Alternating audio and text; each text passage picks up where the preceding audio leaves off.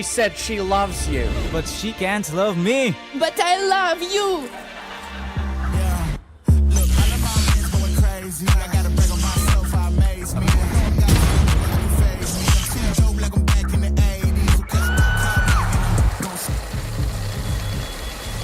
I won't play window anymore. What's going on? Play your role. 1xBet. On to the next one. YaLLa Compass 2025 season. If anyone peeks through, they're both dead. They're both dead in the smoke. Bomb dropped, popped up behind it at the edge of...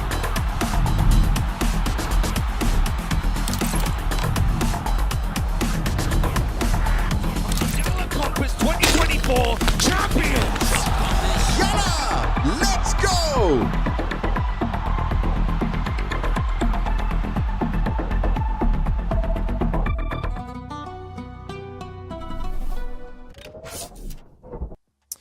It looks like the things might not last too much longer here for the GTZ side, as Nuke is up next for a map that gets played so much by the Portuguese team.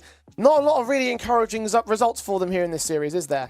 No, it's not. It's a weak map, but it's one where they're getting a lot of single-digit scorelines. And while Sashi have been in a slump and have just gotten over their big losing streak, Nuke has not been a concern at all. I think they've been able to power through the slump by having Nuke as at least their one-up. They've normally been losing series in that final map decider or when Nuke gets banned. So I'm pretty safe in calling a 2-0 here from Sashi. They might get tested at times, but this should be a comfortable 2-0 for them now. Yeah, out of 18 maps played in the last 3 months, only 5 have been losses for the Sashi side. Contrary that to 2 maps won versus the last 11 from GTZ, and those 2 maps being against 500 in overtime and against YaLLa, who's really not an impressive result. You mentioned those single-digit scorelines, Dwayne, not just single digits, pure and utter blowouts sometimes. 4-13, 5-13, 1-13.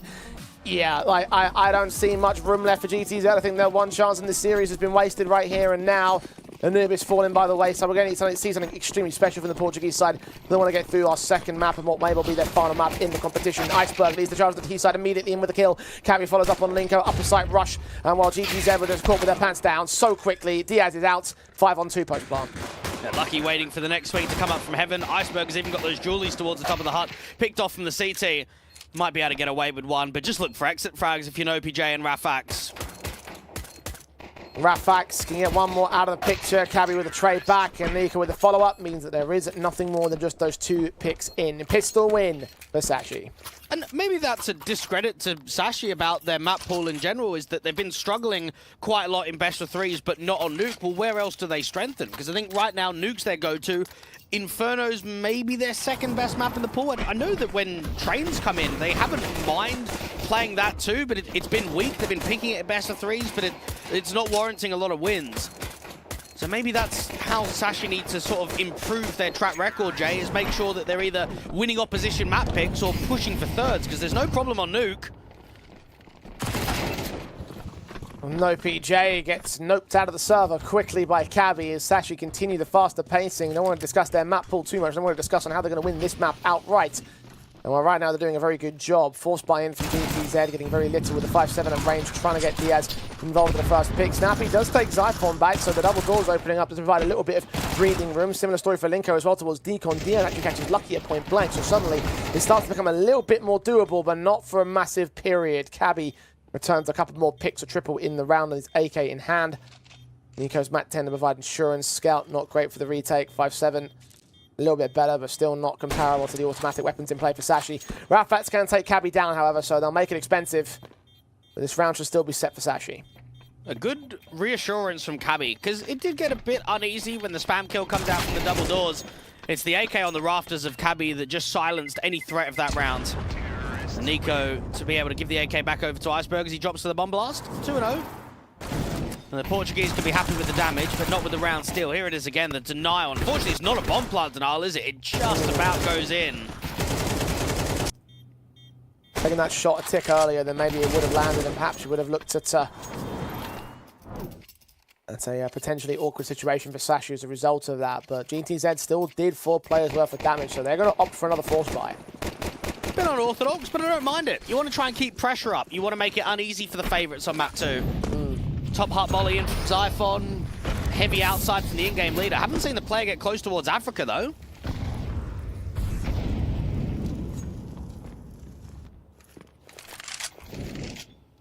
Sashi.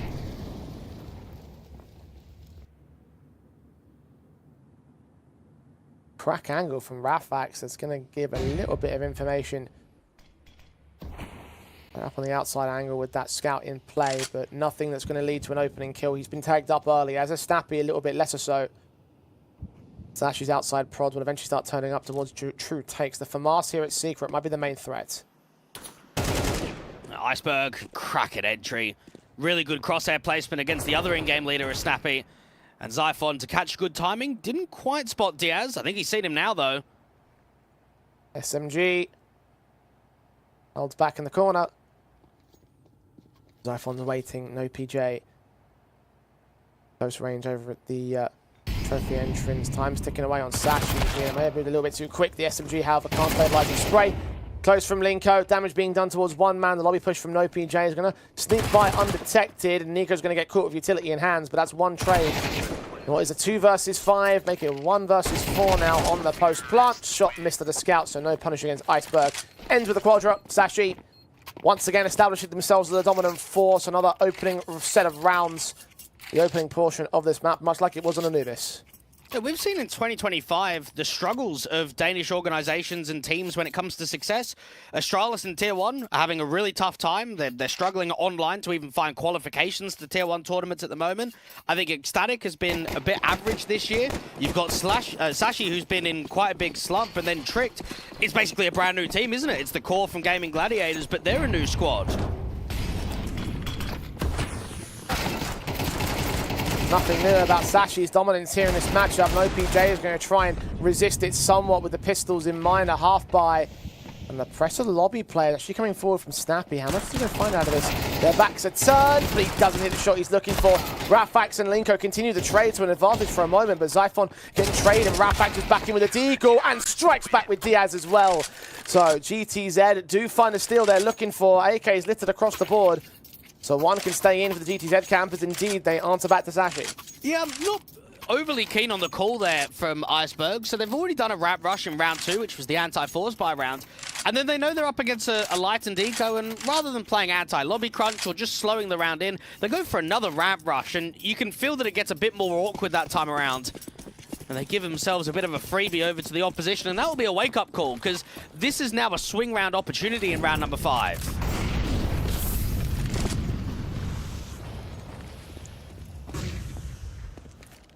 Sashi swinging forward for Iceberg. AWP of Rafax catching him with his utility in hand. Still held it out despite spotting the man at Secret. ETZ up by a player early into round 5, but will it continue on that route? Trades have been good from Sashi, but not going to get given another chance right here. Smoke's going to fade over a trophy, and nobody's going to replace that with an incendiary. Well, it's uncomfortable now because you've lost a key rifler and you don't have much map space. You've got Zyphon that's trying a solo lurk on the outside.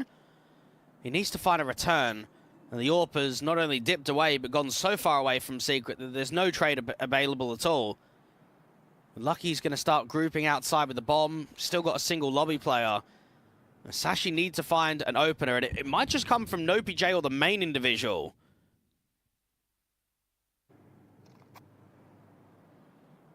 ETZ seeing resistance as Zyphon makes his way outside, spots that player at lockers. It's Diaz in from main that might become the next key concern. Snappy's there with him, and they combine to drop the bomb carrier, and it's back up 5-on-2. Making it 1 with Zyphon also falling. Mat 10 of Nico. Nothing seen as GTZ established their second. Now, I wonder if they're going to start getting in their own heads a little bit and start getting tilted, because they've trolled away an anti-eco round, and now they've just thrown away the first gun round, where you start feeling pressure starts applying quite heavily. You give AKs over to the CT side, you're allowing their economy to get farmed up. Now, I'm pretty confident that if Sashi can get at a minimum 5 T rounds, they'll still be safe, they'll still be able to close in the second half. But I wonder what these last couple of rounds has done to the tilt.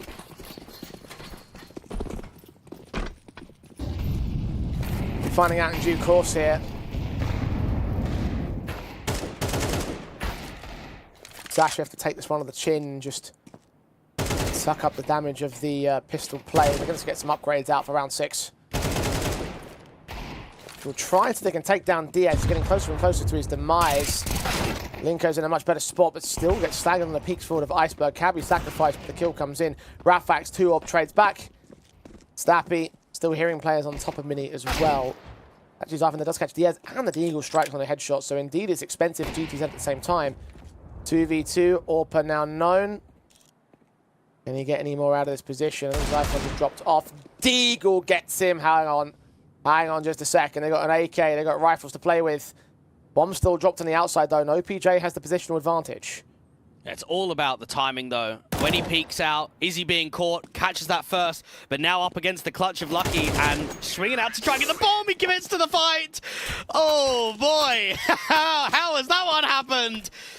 Oh, that is just a yikes moment. We are 6 rounds into Nuke, and we have seen both teams winning ecos already. Oh, dear. I feel like it was just done here at the 4v2. I'm not really sure how it started getting out of order. They just started swinging, didn't they, on the outside position, and the trades came in for the Deagle. Lucky with the AK firepower, found that headshot, and just, When GTZ felt like they were going to have all that momentum turning up the CT half of things, you mentioned as well that the Ts don't even need to win the half outright to be in a confident spot. But that's still an option for them, holding the lead by 2 rounds at the moment. Lucky just found Rafax on outside. You've got players diving down secret. No PJ is going to try and account for this with an unorthodox corner angle. Is Iceberg going to read this position? He's the lone player down here. No PJ and standoff against him. And Iceberg with a fantastic swing. Maybe even going for another one right here. Snappy catches him with utility in hand. Now backup was also arrived from T side. Snappy dives forward. He may be running into the trap that's been set, and indeed he does. Reckless abandon, thrown caution to the wind. Diaz trying to flank, but how much is it going to get? To 2 versus 5 being watched, dealt with. Wonderful round from Sashi. Well, I was worried about the tilt factor from Sashi. I'm now seriously worried about the tilt from GTZ. You've just lost to Deagles on the outside, and then, well, that bait is just proper quality. That's Iceberg just toying with them down in the lower corridors. You've been slapped about, and if we're going to be realistic, you're down now 2-5 without any economy. I think you're going to struggle to get 4 rounds, 5 rounds on the CT side. I really don't think there's going to be many rounds coming in this first half. Probably not going to deny the 6 on the board of Sashi. Definitely not. Just been wrecked. Economy's in ruin. Yeah, she's got $4,500 for Diaz, but $2,500 in the float about for everybody else. It's just not a good economy state to be in. Sashi got all the AKs, the AWP is standard, shouldn't be threatened too much in this round. There should be a harsher eco for GTZ to get the rifles out for the next. And yeah, upgrade pistols only for everybody, in fact. 3 Deagles, 2 5.7s. But no armor or utility around it, so well and truly an eco. Sashi should be able to get to 6 unless they're armor or eco shenanigans. We've already seen it twice this map. But probably not in this round. And it's nice to appreciate that you have an entire scene that has such a similar map pool. The Danes have always liked Nuke, just like the Finns have. The Bulgarians have always liked Mirage and Overpass. And you get that sense of it's not just one team trying to be different, it's an entire region trying to put that map as our #1. Sashi in the protocols, in the timings, on the readability on the T side, could just keep the basics so tight. Now, this eco is warranting no threat whatsoever from the Portuguese. Not even Rafax can get away with that kill. The jump on Iceberg should have been simple enough, but Deagle accuracy thrown off with the spam. No PJ not getting his pick on the bomb site. A single digit HP there for Iceberg, but still he's alive. Still he's wrecking everybody from GTZ, as everybody is doing for Sashi. 6-2 is the scoreline minimum's taken.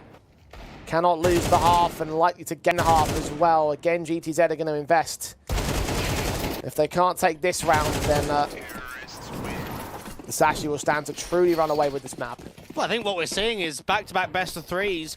The underdog team just not performing to an adequate level. Not being able to put enough of a fight in. Cabby, straight up, straight out. 2 picks found. 1 more man at main. Found by Nico. This round is over in an instant. Took Bloody 20 hell. seconds for them to take the bomb site and 23 to close out the permanence. Just that whole sequence of the AWP catching an unfortunate timing that kABI's already aggressive on the right side of Hut, so it's Pika's advantage for kABI. It's just how quickly the collapse is. And notice how we're not slowing the game down by pauses. I know Ash put out a video recently, Jay, about what tactical timeouts are for. It's a great piece, and I recommend a lot of people to tune into that to get a coaching perspective on how to use tacs to just slow the game down, to break momentum. We're just not seeing them come. Use all three of them in this first half. Always good to promote the runner-up for Tier 2 awards. Content Creator of the Year, Ash.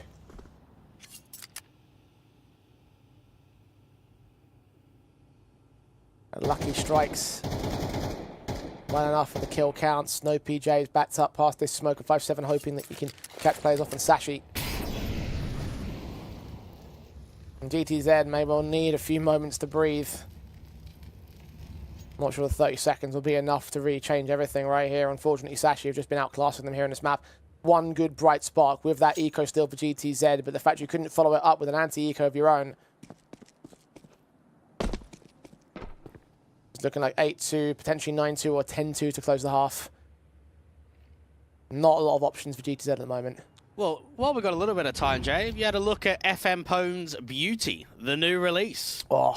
Oh my God, bring that to the game. I'm You begging reckon? you. You keen for it? I love the look. I haven't had a chance to play it, but oh It looks my all right. God. It's, yeah. We have spoken about it previously. Get it in. Get it in the map pool. But then, I don't know. He doesn't want to sell it to Valve, so maybe it's just one of those maps that get played but not in the pro scene. Hold the phone for a second, because talking about map discussions, talking about round discussions from it, because GTZ have actually managed to pull this into a 2 versus 2, which I'm rather surprised at. AK for both players. Is the retake on here? Both T-side individuals could get isolated. Moby, they've seen his man. Tags up, not taken down, and that may well be their chance. Gone through the vents. Nico's ready for Stappy. And Sashi will maintain control, so no real reason to worry. And the damage certainly won't matter at this stage when you've got players at $16,000. Is how confident Sashi has been. Just as confident as I would be that Cash would bang in the modern day map pool. Indeed. And looking at some of the individual players, I mean, even Zyphon, you just take a look at his numbers in the last 3 months, and it looks a bit underwhelming. For a star player, you expect a lot more. But then you also need to take into account that Sashi have looked quite weak in 2025. They've had a slump, they've been on a big losing streak.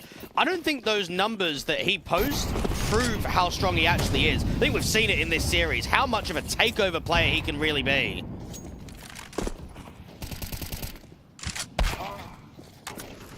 Diaz has found an iceberg right through the smoke. GTZ trying to find miracles here. Got that silo player still to deal with, and Zyphon strikes in his second man.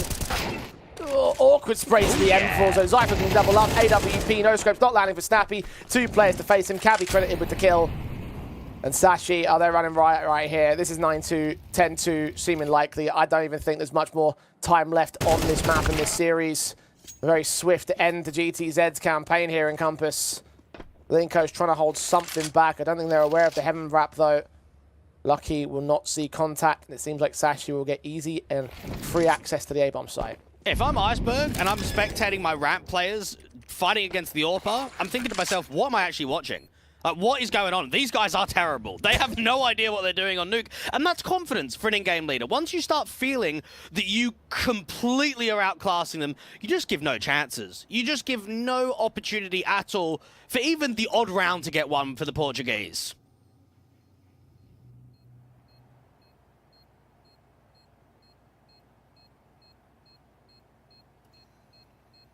If they've done their research, they'd expect this dire performance from GTZ to a certain capacity. Again, we talked about how some of their results have been pretty disastrous. Well, maybe we think about the account of the last best of 3, went down a couple of weeks ago, how one-sided Nuke was there. We still managed 5 CT rounds for the Portuguese. Was it a mistake to not insta-ban Nuke? Now, I know that leaves trade open, don't get me wrong, and that's going to be uncomfortable. But if you're going to punish pick against your opposition, could you not punish ban against your opposition? Could you not just make sure that Nuke is not coming into this best of 3? It's not like they've got like a few different maps that they can play like in terms of being like a contender for best map in the pool. Like Nuke is highest played, highest one, end of discussion, right? Like you play Sashi or Nuke, you lose. And GTZ are finding that out the hard way. Well, that Train is obviously not exactly a great map for the Sashi side. You mentioned earlier they don't mind playing, but they don't often win it. So maybe that could have been the angle that GTZ could have snuck one in, even if it is their lesser map. It's just that a case of a slight chance versus absolutely no chance here. At least they're generating impact here in round 12, trying to close the half on a high note, which they did in the last map as well. It wasn't nearly enough, of course, to take Anubis. I don't think 9-3 is a recoverable half for GTZ. Sashi certainly would love the 10, because that would pretty much lock it in. Yeah, out to ramp. There's a contact trying to come in. Nico from Hart got Linko. Bit of an off angle on the tucked wall on the left-hand side. Don't see that often being played. Lights up by a player as well at the other box. Rafax focusing on this ramp control. Flash is coming over, going to be completely blocked out by that box. He leans forward to see nothing. Cabby waiting in the wings. Scene shot connects. Rafax makes it 3 players now for Sashi, down by 2. No trades available. Very little damage done towards the CT side. Bomb still playing outside of lobby. They've got 35 seconds to act. And they're just waiting for a mistake. They're hoping to try and catch a timing. Work towards ramp, have your outside lurk. Maybe Zyphon might have forced a mistake out. Lucky's got a kill onto an OPJ as well. 3-on-3. Rafax is up, didn't hit the shot on outside either. Molotov's in against him. Flashed off position, will get driven right back. Sashi looking like they're playing towards this B bomb site. Rotations are coming in from the vents real quick, and they're focused on that secret position because that could be their next key threat. Snappy opens up Decon. 12 seconds, and Lucky connects a shot back. Linko caught by Zyphon, and Sashi just look unstoppable. GTZ, this is a 5-on-3. And it crumbles to pieces at the very last moment. Rafax AWP in a retake. It's not going to happen. This is a 10-2 half. Just dogs, mate. Just shocking on Nuke. They cannot hack it. Such a great advantage. Being active, searching for fights. You can feel when they get baited for over-rotations. It just starts collapsing. Rafax gets a kill, goes over towards the AK. Now Sashi just play time. Even the height advantage that Lucky has. 10-2 at the turn of the half. That is incredible. And let's be honest, the only reason it got to 2 rounds was one of them was just a ramp rush. I think that was a poor call from Iceberg. It was an unnecessary move against an eco. That gave them the 1. And then the very next gun round, you've got limitations with the buy. This could have legitimately been a 12-2 half. Or 12-0 half. Yeah, no, I'm with you. That one mistake seems to be the only mistake that Sashi have made throughout the course of this map. Even this series, for that matter. GTZ just don't stand a chance. 3 more rounds to close the Sashi. Pistol conversion, rifle done. That's the pathway to victory. GTZ, a lot more longer, a lot more complex. They're going to go quickly towards the upper bomb site. No flash support against the CT players, but still, the numbers game overwhelms Zyphon, Iceberg, and Nico. So perhaps there's still life left in them, even if it is just survival right here. Cabby in a 1-on-5, and GTZ will look to secure the pistol. Well, it doesn't seem promising for Diaz on potentially getting a call-up. I think we spoke at the beginning of this best-of-3 how it looks like Nico can join the team. Well, what about Diaz? He's the stand-in. He's the one to help the boys out while they look for a 5th. If you want to be in the conversation as someone that can get picked up, you need to have impressive performances. You need to be showing from the eye test that you can hang. And he went, what, 6-16 out on map 1? And on map 2, he's towards the bottom end of the board. I can't remember a single clear, impactful round from Diaz in this entire best-of-3.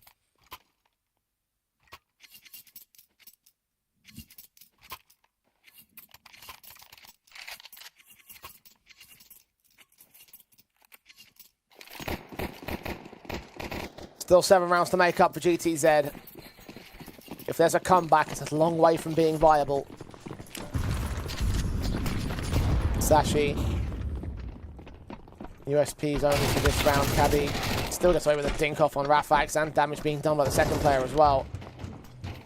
USP back of Lucky. There's a couple of players that are actually rather low HP. 1 kill found. Second man, just damage being done at this stage. It's a good effort from Sashi. 2v4 for these last players of Zyphon and Iceberg. If they get away with this round, I would be shocked. Iceberg does find a pickup. Second player to be known about, but nah, not to be. As good as they are, not quite that good. And they don't get the other AK. Do they get over to it? Oh, okay. just. Now that's a bit of a helping hand. That got very close. There was a lot of Dink's players there. So those USPs were doing good work to try and force uncomfortable duels out. Even Linko was on 18, so that could have been 3 deaths against what is completely no investment. That first gun round's going to be a good test, though. And notice how Sashi aren't going into a single SMG to get the extra kit and to get the extra util. They just want to get the rifles up straight away.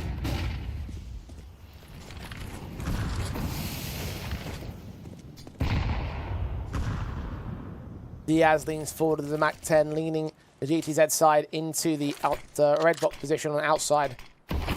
Smokes to the cross. Iceberg is him coming, is those footsteps, predicts well, but doesn't line up all of the spray.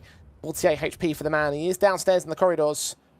We're going to move very quickly into entry positions on the bomb site, so GTZ are lining towards B. Lucky's going to adjust against this man. And Lucky can smoke off the observation window, and that just helps try and capitalize on space. They might just search for this. I wonder if they look for exit frags. Maybe have a 5-on-5 exit. If they get a kill, they can go in for it, but they might just search for now. I'm thinking about the long-term economy game here for the Sashi side because they are limited on the reserve funds, even though they've got the rifles here. I actually think it's better to fall back and save their guns entirely. So, yeah, 5-on-5 to back off for it. Didn't even hunt for the exit sim, unfortunately. I think Sashi know their priorities. They can't afford investments in the next round, so hold this one over and play it as a bonus. And to go back to what I was saying at the beginning of the round, no one's gone into an SMG, so you're light on util and you've got no kit. So yeah. I think it's a good call to go for a 5-on-5 save. It's probably one of the only maps we have in the pool that on lower takes you see it. Very often, you always search, you always attempt. Lucky, just looking for some exit frags, looking to try and see if he can make the round somewhat expensive. And so far, so good. They've got a couple of casualties. Get away from the bomb blast, Surge ahead to grab those that AK at least. Won't get sent towards spawn, unfortunately, so they're not going to go ahead and take the risk. This now means they can get those true buys together. The utility in play alongside all M4s for Sashi. Mat 10 that was on Diaz going to get upgraded as well. One of the 2 players that did fall there for the GTZ side. And got their 3-round start. Back within 5 with Sashi's advantage. They're going to replicate rounds of that confidence level time after time if they really want to break down the Danes. And Zyphon, outside presence held. Smokestar coming up. HG's at the ready. Smoke to open. No one to be seen. Now down towards Secret, and no vent rotation. Linko, top of main, might just be able to catch a timing against Zyphon and Lucky to spam together. They hear the AK drop, and oh, you've got to be getting one there. Yeah, at least they almost lined up for Linko right there, but just look at the damage by comparison. Very little on Iceberg. Lucky took the brunt of it. Now we're just down to that first fight outside towards the smokes. Diaz snuck upstairs. Oh, what? Catching Iceberg with a headshot. No, PJ's going to try and seize the moment because Nico's not expecting him to come in from Hut. 3v2, and 2 players are tagged up for Sashi. 1 is tagged up for Diaz. GTZ playing this back to slowness. The bomb has been dropped outside as well. Sashi realized this, that they can protect this position. They can still win the round. And they're starting to get players in strong positions, and Cabby's heard the lobby lurk. Yeah. So he knows that Diaz is low and that no PJ is somewhere in lobby. Lean forward from Diaz. Zyphon's playing protected. Again, he's low HP in this crossfire. Both CTs are low HP on outside. The bomb's going to get recovered. Actually, have left it. Cabby thinking there might be some sort of lobby play. They're going to go downstairs slowly and quietly. Diaz will lead them forward. But no PJ is going to have to do the heavy lifting right here. It's not impossible, but it's still a 3-on-2. It's double incendiaries on the retake too for Sashi, which is going to make the post plant uncomfortable. As soon as that molly goes into the vent, CTs can get on rotate. They should just group and go triple ramp. Might get challenged early by the likes of Diaz, though. Lucky's moving up. Diaz to move up as well. Flashbang support from Diaz required here. He's the forward man, though. No PJ. Now left alone as they swing forward. Lucky gets that kill. The 2 low HP players are still in effect as no PJ takes that pick. Man of the back line's coming in from Decon. And no Squirt's looking the wrong way at the wrong time. Sashi will get their start on the CT side. That's an easy retake, and it's a good setup overall. It's an okay attempt at trying to recover the round, but it's slight individual mistakes here on the outside. Linko needs to be getting one. I mean, come on. That is a sitter of a jewel. Even this is pure RNG, okay? You're on the ladder, so your accuracy is completely thrown off. So you're telling me that an RNG kill has given them a chance in the round. When you start thinking about that logically, it tells you that you're being outclassed completely. That you're relying on those elements to at least keep rounds close. And you still didn't even win the round outright for GTZ. 11-5. Incendiary's up, no PJ, forcing forward, Hades against him, flashbang, keeps Iceberg blinded, Nico can get one trade out of it, but Nope's caught him up in the rafters, wonderful transition to the AK. 3 versus 4, and Zyphon gets nothing out of that one. I think the CTs are going to back off with that. Sashi responded to GTZ, trying to tear up the T-half, trying to hold their composure. But even with this round victory, they lose another player. At least they're stalling out Sashi's advantage. At least they're stalling out this CT end. 5 rounds to make up with this one. 11-6 on the board. Yeah, fair play to NoPJ. That's a cracking double entry. He's made that uncomfortably look easy. He gets the first kill out from door and then transitions while kind of being blinded and pushing through the smoke on the secondary player. And he's the most experienced player that we have on the Bulls organization. And coming up to 700 maps played on HLTV and just over 60 since joining up in the year. He's a guy that they can learn a lot from. Always been involved in the top Portuguese organizations. You think about FTW, Exploit, Giants, Offset, even Secret and Rhino. And coming over here to the Bulls, you'll be looking at him in important rounds, tough games, and say, okay, use your experience and show it off.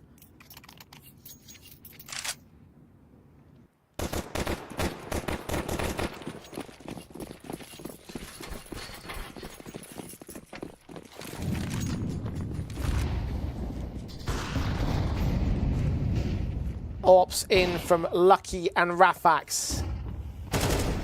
AK's in from Cabby. Hold over from the last round, catching Snappy with a blind peek, a dry peek, straight through the smoke and out of the round.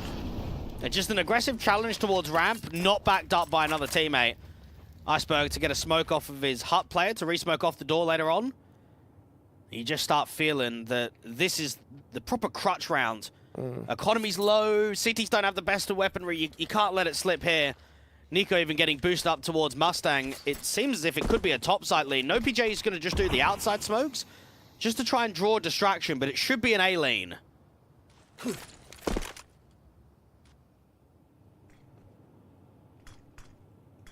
GTZ. Oh, he's missed the smoke. Oh, that's not good. There is no diag. There is one of 2. HE's to try to reveal position, but nobody's out there at red. The focus has got to be indoors now. It's just being time stalled. And even Iceberg has got a good little off angle to try and deal with the door players. Just made noise, though. They're going to suspect him to be close. He's trying to pull attention away. Player in the rafters. Player centralized. Backing up all the way to the back lines. They're just playing for bait. They're trying to set this SMG up to do some damage. Molotovs at close vent. 25 seconds. Right kill at the right place at the right time will win the round. But Zyphon's going to get caught outside. Rafax at the ADV kill. They check out the rafters as well. Suddenly it all rests on Iceberg to go massive kill found. Linko bombs on the corner. And he wins that fight only because Iceberg ran out of ammo. Cabby cannot deny the bomb plant. Is a little bit too late to the marker. But he can get Linko. He looks for his backup instead. And Diaz will close it down. GTZ get away with 7. Well, Sashi read the round perfectly. They knew it wasn't an outside play. Unfortunately, individually, they let themselves down. The outside player that was watching the main lurk fails. The player up in Mustang also fails. Iceberg is then pretty much the last person to provide something, and he comes close to getting that multi-frag, to being able to deny that bomb from going down, but it just doesn't come in. So while the read was there's a lucky break. There's another opportunity for the Portuguese. How many more lucky breaks are they going to get out of this, though? GTZ brought the gap back to within 4. D-Ghoul fighting from Zyphon, taking some tags, but not quite getting the kill on Diaz. Good effort, but not to be. And Lucky, close range with the 5-7, has got Cabby with him, and if they time it right, it should be able to get a kill and an upgraded AK. 2 players in secret, 2 players on the top side. That means that no one is defending ramp from Sashi.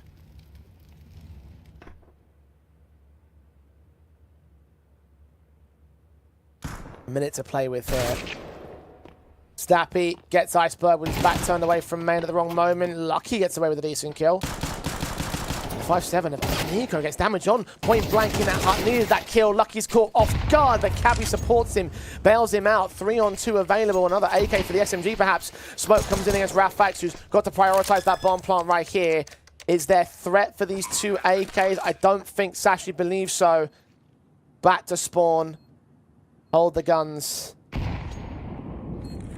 And contend 8 on GTZ.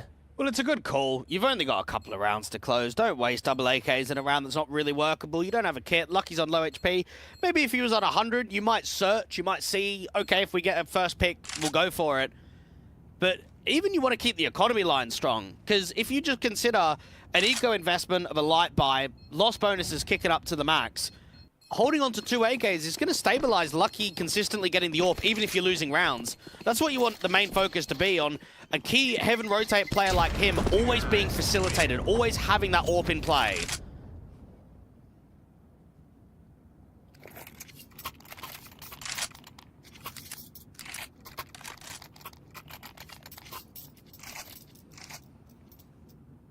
Three rounds still to make up. But GTZ are well on their way with this second half. A single round has been scored on the CT side for Sashi. It might be GTZ getting away with a couple of sneak moments, momentum swing and all.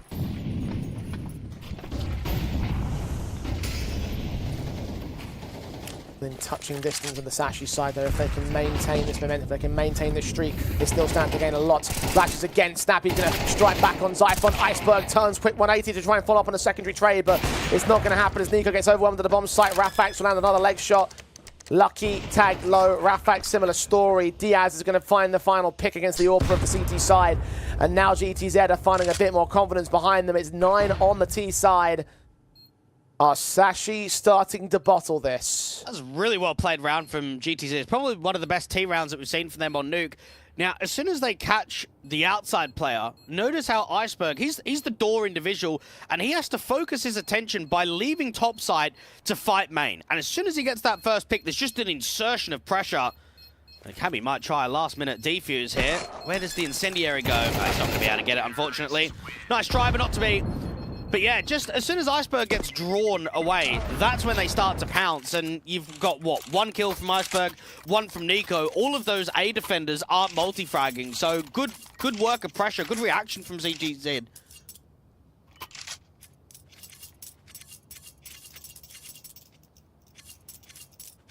Certainly more quality than they've shown in the series up until this point. Another rifle to play with, another chance to close out on Sashi. Bring the gap to a straight 11-11 from a 10-2 half, I remind you. Well, lucky Senior Warper. Gonna catch him. Rafax couldn't jump up all the way, and that kill, see the second player as well, looks up towards the top of the silo and does see a shot come in his direction, but unable to get the kill for it. Iceberg's now in support of a second rifle as well. Utility sent towards him, but no further action from either side. It just gets a re-smoke from one of his outside teammates to try and help smoke off the door. Notice how Lucky doesn't even attempt to go for a reface. Doesn't try and get out to credit. Doesn't get out to heaven. Doesn't put himself in a position to fight again. He wants to hold the man advantage and move that AWP instantly. Get it out towards ramp and be defensive.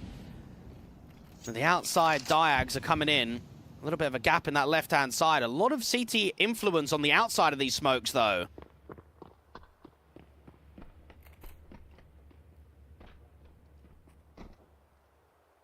Zyphon seeing nothing.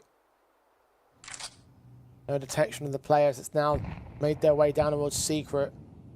All 4 of them from GTZ. You've got 1 on the rafters of kABi. We may need to call in support very quickly with this. He's playing double duty as well. Ob's window and double. Opens the doorway, kill found. Second one, there's a lot of damage, but the kill doesn't come forward. Lucky escapes with 1 more back on Linko. And Iceberg is waiting for the fight to go away. Sees where Snappy is at point blank. Needs support from Nico to get the kill back. The bomb goes down. The Molotov come in. No PJs left surrounded. And eventually gets converged upon by all of Sashi's individual elements. Finally finding the breaking point and the match point on the CT side. Really well done there from Iceberg to be able to recognize with the outside walk, rather than dropping into the vents, we want to keep top site fairly covered. Let's just rotate the ramp individual down. Now, Cabby's playing a nice tidy off angle. And while the trades were good from the Portuguese, it's both CTs finding impact. It's Cabby to get one, and it's Lucky to get another. And then pressure just starts building because the retake's coming in quick. Now, Sashi may have had some struggles to close. There's no denying that one. You have to look at the 12-9 and say, this is closing time. This is the time to do it. 3 chances to do it. And 2 AKs in bonus support of weapons for Iceberg and Nico. Lucky's AWP started that last round. Start off this one as well. In the numbers element, 1 of 3 of them in play, in fact, for Sashi. BTZ has still been able to deal with those numbers pretty nicely. Lucky. Seeing those diagonal smokes coming in, it's snapping into the strikes towards Mini as Iceberg gets caught off guard. They still want Nico in the rafters. Kill found Zypher with a follow-up. Lucky missing that shot. Gets a second opportunity, but once again overwhelmed by Diaz. 3-on-2 as the result. And Zyphon's burning up in heaven. Down and out of the round right there. Cabby will sneak in towards the back. A squeaky miss shot of the AWP. If Rafats can get that kill to trade it back. But what can he do with the rest of this clutch? 1v3 incendiary back. No, PJ's not going to swing. Does get isolated to a fight of worth. But not able to get a kill against him. Molotov sent back, and no PJ centralizes to the bomb site. Low HP on Diaz. If he can isolate this pick, then maybe Cabby could turn it up, but the adjustments of no PJ may be a bit risky.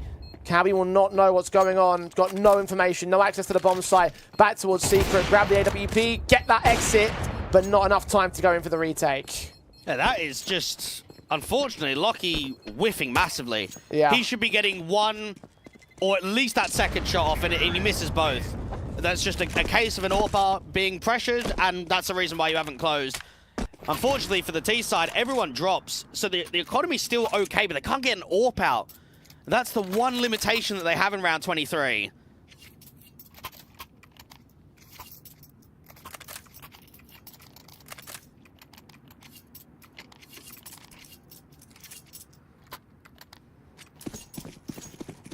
It's 1 out of 3 gained.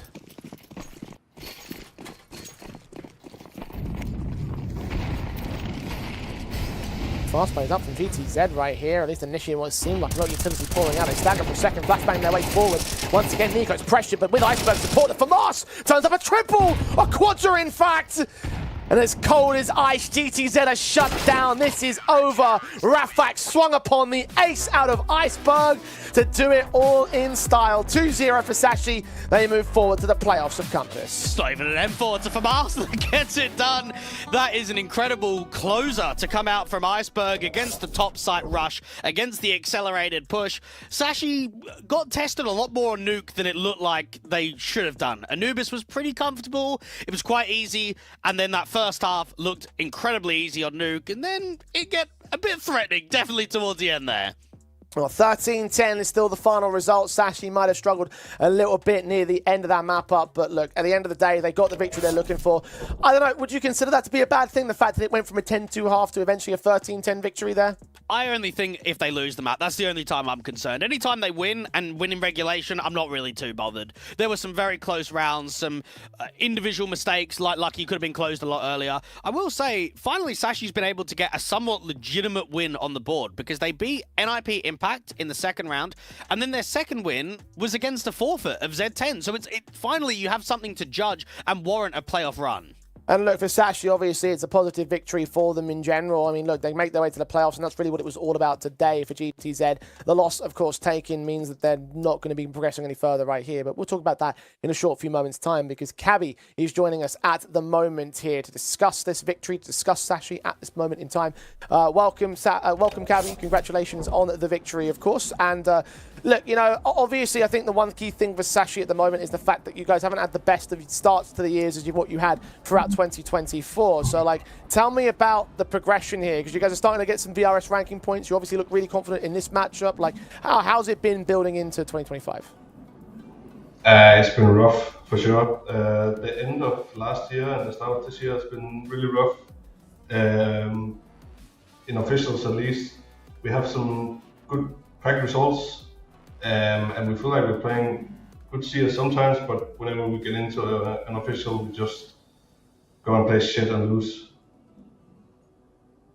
Yeah, it's one way of saying it. Good to see you, Cabby. I've got to ask, Nico, is he a new fifth? Is he a stand-in? Is he a trial? Come, mate, give us the truth. Right here, right now. Stand-in. Just a stand-in. Okay. Maybe some shifting room there in that respect. I guess maybe depending on how performances are going to go for you guys might decide that overall. But look, for Sashi, obviously, like, I mean, for you guys, I guess probably one of the goals for you is to try and build back into winning ways here, like to go back to where you were at the summer of last year when you were attending events like the Compass LAN, for example, and trialing your chances to make it into bigger opportunities. So tell me about how the approach is going to work now, how you guys are going to go about trying to establish that confidence again. Obviously, we're looking into what went wrong when we start playing bad after the summer break, and we're trying to get back to the place we were before that. And we're just hoping that we can get enough points for the major, but at the moment it is looking rough. Cabby, a few days ago, you tweeted out pain indeed after the losing streak continued. Is there still pain, or is it starting to get a bit easier? I mean, there's still pain, and we're not in a place where we're satisfied with the way we're playing and the results, but hopefully soon the pain will go away, because it's been rough times. Well, look, for you guys, obviously you made your way into the playoffs here. I guess maybe will you be looking at smooth sailing for Compass? Where do you think you're going to finish in the playoffs? I think in Compass, we just obviously there's no world ranking points, so we're just taking it a bit. I wouldn't say easy, but it's not with the same mentality. We're not feeling that we have anything to lose in these matches, so we just see where it takes us. Well, look, it's taken you right the way to the top 12 at the very least, and a very confident series over GTZ as a result of that. So, Cabby, congratulations on the win. Thanks for joining us, and good luck next week. Thank you. So, all about that improvement, all about ending the pain, Dwayne. What do you make of that? Yeah, well, I think we'll clip it when he says, yeah, he's just a stand-in, and wait 2-3 weeks until the official announcement comes in. Look, for Sashi, it probably feels good that you finally got a playoff run. The last couple of Compass tournaments, you've been going out in main Swiss. You've been here before. You've been able to have a deep run. You've won a Compass tournament. That's got to be a goal and an expectation for them, but also just to get wins on the board. They've got to start turning around things quickly, because Cabby's right. If you want to be in the conversation of a major, you can't be in this slump right now. You can't be losing to teams that you should do. You can't be having 12-2s that almost go towards OT. They've got to try and treat these games as an uptake in form, and they're not quite there yet, so I think we have to wait a few more series. I mean, look, I think they're on the upward trajectory. I talked about earlier about how of the teams that are playing in these first two best-of-3s, they're the only ones on upward trajectory in terms of the VRS ranking, points up by 7 places from 60 to 53, and that's still very far outside of that key invite range that we're looking at. But look, they're getting some deeper runs. They're starting to establish themselves a little bit more in terms of that confidence. I guess victories here in Compass is only going to go further in terms of establishing that extra consistency, that extra cohesion, and just the extra talent that they're looking at. And so Cabby gets the MVP, then the match MVP for this one here. I think it could have gone to anybody, to be honest, because the nature in which Sashi dominated GTZ was just overwhelming. So, yeah, hats off to all the boys in my eyes. I feel like we have to give it to him if he comes on for the interview. No, look, Cabby had some good rounds, especially on that city side of Nuke. He had some good reads, and he's a player whose small site anchor isn't going to be in the most of active positions. I think you normally look at Xiphon in your star roles, Lucky as the AWPer. Nico impressed me quite a lot, though, from his anchoring abilities, especially on Anubis. I think him and Xiphon create an intriguing dynamic where you've got experience, but you've also got a lot of firepower. And I think those two players, obviously it depends on the map, because you've got, like, Nuke as an example, Xiphon's your outside player, but then Nico is your hut play. You're not going to get that dynamic between the two, but depending on the map, when they're both firing, that's probably one of the most stable duos you're going to have in Tier 2. So I'm very keen to keep an eye on those two in particular. Well, certainly if they keep performing the way that they did today, then maybe Sashi are in for a very good time over the course of the playoff runs. They are our penultimate team through. Vegeta's out on the other side of the board. Look, we didn't give them much of a chance, so I can't really be too mad about the fact that they lost out this series. Again, I would have hoped for a bit more competitiveness. I think that obviously they failed the veto. I think that was very clear from how Anubis went down. They didn't have a chance on Nuke, but no one's going to have a chance on Nuke against Sashi. So it does play out in the way that I think that we expected it to go, all things considered. It is disappointing, though, because, again, as we said before, this is a team that are rather highly ranked, and so they should be performing, in theory, to that higher ranked position. But maybe it is what you say earlier, in that maybe it's not a true reflection of the team's actual skill. Well, there's no surprise that Diaz is coming here to stand in. He's worked with the in-game leader of Snappy for quite some time. They've played nearly 150 maps together on HLTV. So I think it makes sense that he's come here to help the boys out after kicking their 5th player. Is he a permanent fixture? I don't think so. I don't bank on this lineup continuing as a 5 for the next few tournaments, for the next few months. I think I'm unimpressed by Linko as an anchor. And I think for the Portuguese, it's tough, right? Because you're in a small sample size. You're not in a region with a huge depth of players that you can pick from.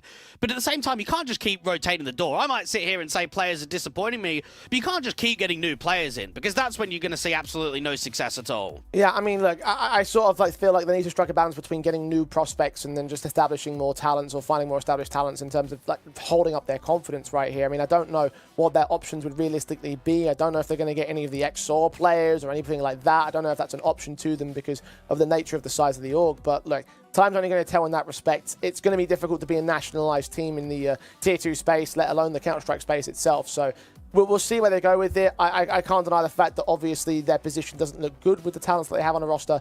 But look, we'll have to just see. I think that's the only thing we can talk about here with the GTZ camp. They will be in a couple of CCTs and, of course, the Bucharest qualifier coming up in the next week or so. So they've got a few opportunities. We'll see what they can make of that. But here in Campus, they're all done and dusted, eliminated in round 5, 2-3 in the Swiss stage. And now we look towards finding our final participant through from the Swiss into the playoffs. Copenhagen Wolves will take on kONO in a little over an hour's time. Do a very quick preview on that matchup for me. I think for kONO, you've got a stable core with some newer players that have come in. I think Zogan has impressed me a little bit.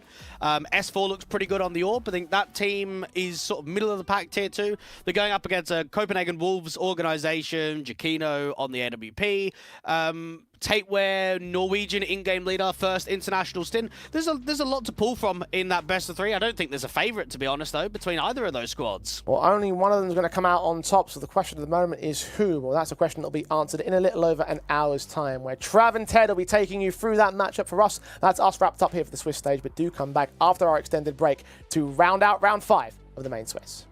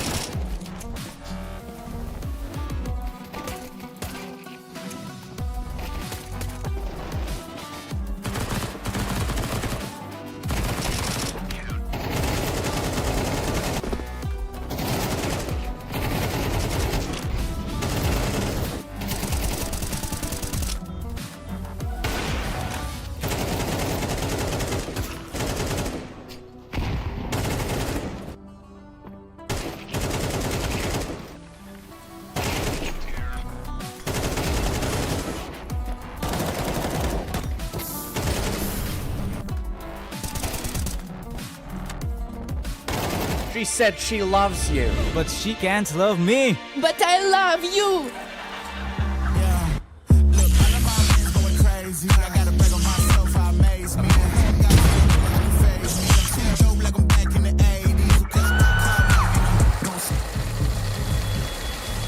I won't play window anymore.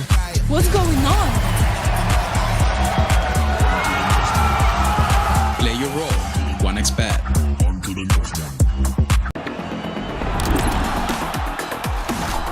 YaLLa Compass 2025 season.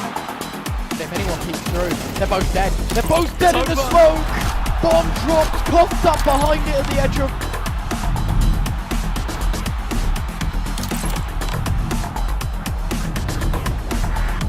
YaLLa Compass 2024 champions! YaLLa, let's go!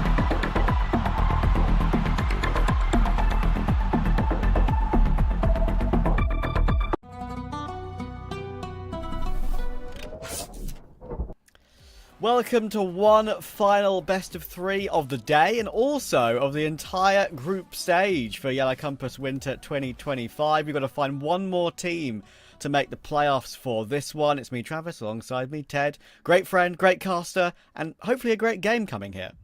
Yeah, hopefully. I mean, me and you were having a chit-chat about it. Obviously, we're bringing in new luck as well as a new pair of casters. And the first 2 games of the Dame Travis were straight up 2-0s, right? No competition. There may be a couple close maps, but in the end of the day, not a single one of them going to distance. Me and you are bringing in all the overtimes and all the 3-mappers, ladies and gentlemen.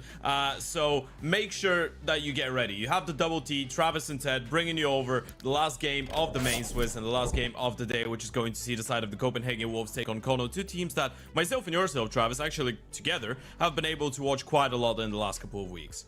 Yeah, actually. I mean, there's a few players here that I am actually quite big enjoyers of, and we'll get into that when we see the rosters. But yeah, it's actually quite an important game, sure, don't get me wrong. We always use the caveat, the preface this by saying it's an unranked event, we get it. But there's money on the line here for these 2 teams. And these 2 teams are teams who might not necessarily win a whole lot of prize money in Tier 2 and Tier 3 in general anyway. So there's an opportunity here for sure. I've looked at Copenhagen Wolves first, of course. We've had an opportunity to see a little bit of them in recent times. They have one main star boy, of course, Andu, formerly from Gamer Legion. But other pieces are kind of fitting together a little bit better in recent times. Obviously, old Mouse and XT enjoyers will always remember Shane. And you've got Jakini, of course, formerly from Metasport and other projects around the scene. So the core here is pretty good, but they're still sort of a little, maybe 10-15% away from actually being more relevant in Tier 2. I think that's been one of the more exciting teams for me, at least, taking a look at some of the name value, right? The fact that Jakinu comes back after deciding to step away for mental reasons from competitive Counter-Strike towards the latter stages of 2024. I think it was summertime around August when he decided to step down from Metasport. Now he's back. I think he's always been a pretty solid oper. I feel like Andu's been playing some good Counter-Strike, and with quite a margin, he's been, as you pointed out, the big star, the only player that in the last around 40 maps, which is the last 1 month, has averaged above a 1.2 rating on HLTV for this team. And the next one in line is Jakino on 1.07. And I feel like with Tapeware being an exciting and really active in-game leader, Shane and Delaney adding up to the mix as well, being really solid rifles. The one issue that I think Copenhagen Wolves, or the main concern with the Copenhagen Wolves in the recent times, has been who's going to be that number 2, right? Because every now and then you're getting a good performance out of Tapeware, out of Jakini, out of Shane, out of Delaney. Most of the time you're going to get a solid game out of Andu, but it doesn't feel like there's a lot of combinations going on there, right? It doesn't feel like 2 or 3 people are going to step it up at the same time, and that has been a bit of an issue, and maybe one of the reasons that this roster has been struggling for consistency. Regardless of that, Travis, though, they still have been able to win 3 out of their last 4 best of 3. So we've been seeing some good form out of the Copenhagen Wolves. Yeah, and beating Sinners is not a something that should be sort of shouldn't shake your nose at beating Sinners. That's a really good result, right? Like that's one that you should be proud of for Copenhagen Wolves. You can see their map reps here. Ancient is an obvious one. They love that map, and they have to love to play it, but maybe not necessarily have the best results on it. 30 is just over 10 maps more than any other map they play in the pool. So yeah, pretty interesting to see if they're going to look good on that one today. I'll have a check at the veto in a moment. But firstly, check in with kONO. They've actually been on pretty decent form lately as well, but more of a sort of a lower tier. They've won 5 of their last 6 BO3s, and actually look pretty good, and they've got some good name value here, of course. You've got Amster and Saltovsky from the old esports club Kyiv days, and of course probably the main man, Captain Kurtka. That swap deal that they had with Kenzazor going to bait and getting Captain Kurtka in return. I've seen him in a couple of games I've watched of kONO. He's an entry demon, bro. He gets so many opening kills, and I think the experience of him alongside CJ and Zogan, who are probably obviously a little bit younger, a bit more unknown, that's a nice little sort of mixture we've got here. Yeah, it feels like it, right? I think the main concern when it came down to this team at the start of 2025 was, okay, Kenzazor is going away to bait, but we know Kenzazor is going to fill in as a much more aggressive rifle, right? He's an entry, he's a star guy on the CT side, he loves to get involved in the action and get a lot of proactiveness going around, whereas Captain Kirk, especially on the latter stages of his bait tenure, was not necessarily the star of the show, right? It wasn't his job to be the star of the show. There was a lot more people that could do that job. So when he was coming into kONO, it felt like they were probably going to look for someone else to fill in those roles, but it has been quite the opposite, right? Captain Kirk has been the one to go into the hard entry role on T side. Captain Kirk has been the one to go into all-star positions on the CT side. Captain Kirk has been the man for kONO so far, and I guess there's a pretty similar conversation we could be having about kONO to the one that we had about the side of Copenhagen Wolves just a couple minutes ago. The fact that you can identify quite easily the number one person in the team, the number one carry of the team, if you will. It's all about identifying the other guys that are going to be stepping it up. With kONO, it feels like it's a little bit easier in comparison to the Copenhagen Wolves. You still have Sotovsky and Amster playing some solid Counter-Strike. Yeah, exactly. And as we say, they have the experience alongside Captain Kirk. That core has actually got a lot of years together under their belt in old teams, previous teams that they've always floated around. Now look at the veto coming in now. And I think what's going to be interesting about this veto is I'm expecting Copenhagen Wolves, with the kind of map pool they have, to play a similar pool today in this BO3. I think they've both enjoyed playing a lot of Nuke, but Copenhagen Wolves not so much success. kONO are currently unbeaten on Nuke, so I wouldn't be surprised if that one's not going to be in the pool. But it's actually interesting because Copenhagen Wolves, you look at their pool and you say, okay, 18 maps on Mirage, 14 maps on Anubis, 30 on Ancient. These are really good maps to have in your pool because they're so commonly played in Tier 2 and Tier 3 at the moment. Sometimes you have teams which have a specialist map which is often banned. I think Ecstatic with Train, for example, but they're expanding their map pool as time goes on. You can see Train being removed here again, of course. First pick, I'm expecting one of those popular maps that I mentioned. We're actually going to get Anubis out of the way straight away for kONO. It's one they play, but one they don't do too great on. And we do get the pick of Ancient, Ted. So that, as I said, a map that kONO love, but the one that Copenhagen Wolves have lots of reps on. Maybe they're thinking, listen, we've done our research. It's one you've got a lot of material out there to look at. We know how you play. Yeah, it feels like the first two maps were always going to be a sore tongue out there, pretty obvious. The interesting part comes in with that Inferno decider, right? Because it feels like kONO deciding to switch up from that Nuke ban into an Anubis ban, and you might feel a little bit odd when I say that Nuke ban. Well, Nuke was a map that they were actually removing at the start of the year, right? And up until, let's say, mid-February, but then they started playing it recently, and as you said, it has been going really well for them. So I like the fact that kONO had the audacity to actually let it open, let it stay in the veto, even though they haven't played it too much, but the few times they've played it, it's looked pretty solid. They decide to go for the Inferno, which I think is the only difference between the last time those two teams played against each other, right? That was at the end of January. Both those teams were already in those current lineups that we're going to be watching today, and the first two maps were the same. It was a Mirage, it was an Ancient, and back then the decider was an Anubis. But I feel like we're looking at two completely different teams from that point on.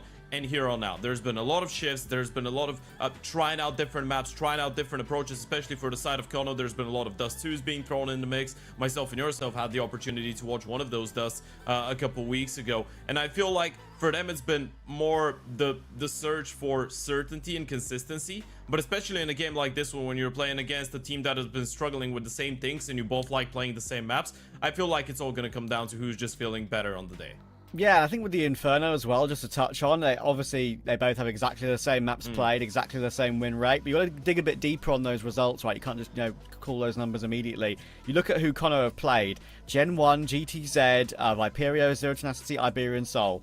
The Z10 win, not bad. But if you look at Copenhagen Wolves, Sinners, Tricked, 9 Pandas, 9 Favbet Cybershock, that is like a little level above, like if I'm really going to dig into it, maybe a tier 2.5 to a tier 2 sort of level, right? So they have been getting good reps against sort of higher ranked teams in general. Unfortunately, I think we're going to have a little bit of a delay as we have some things to deal with to get the game underway. So we're going to throw to a little bit of a break, but when we're back, we'll get straight into the game.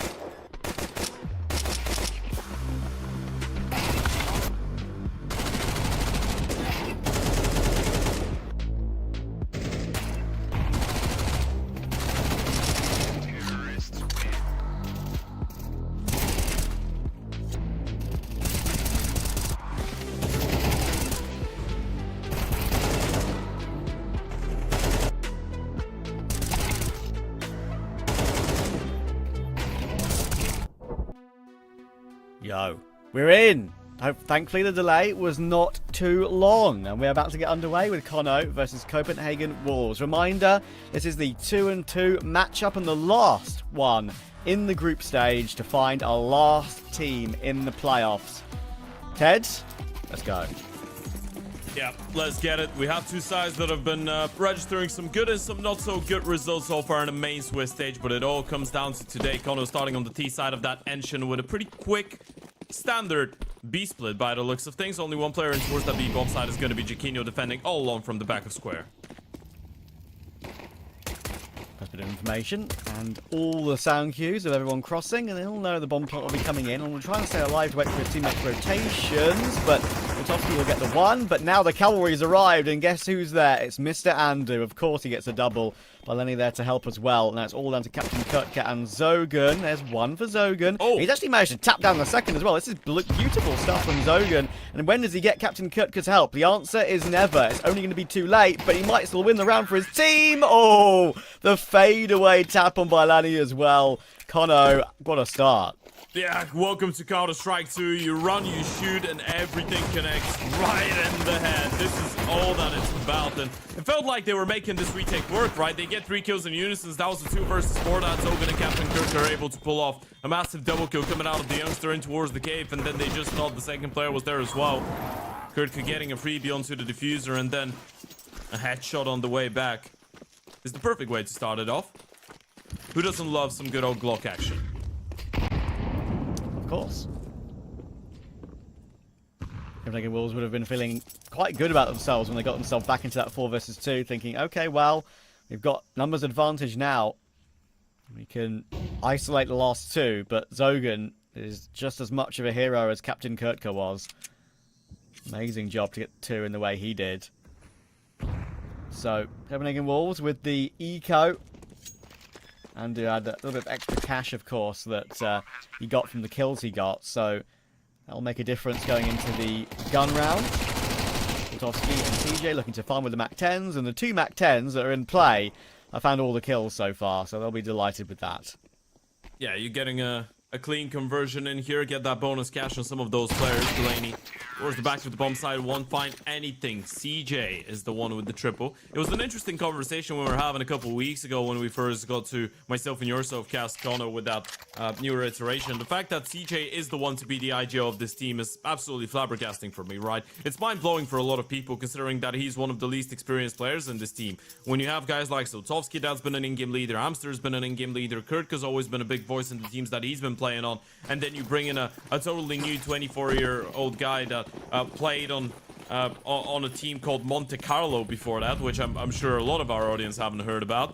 It feels really audacious that he's the one to be brought on as the IGO.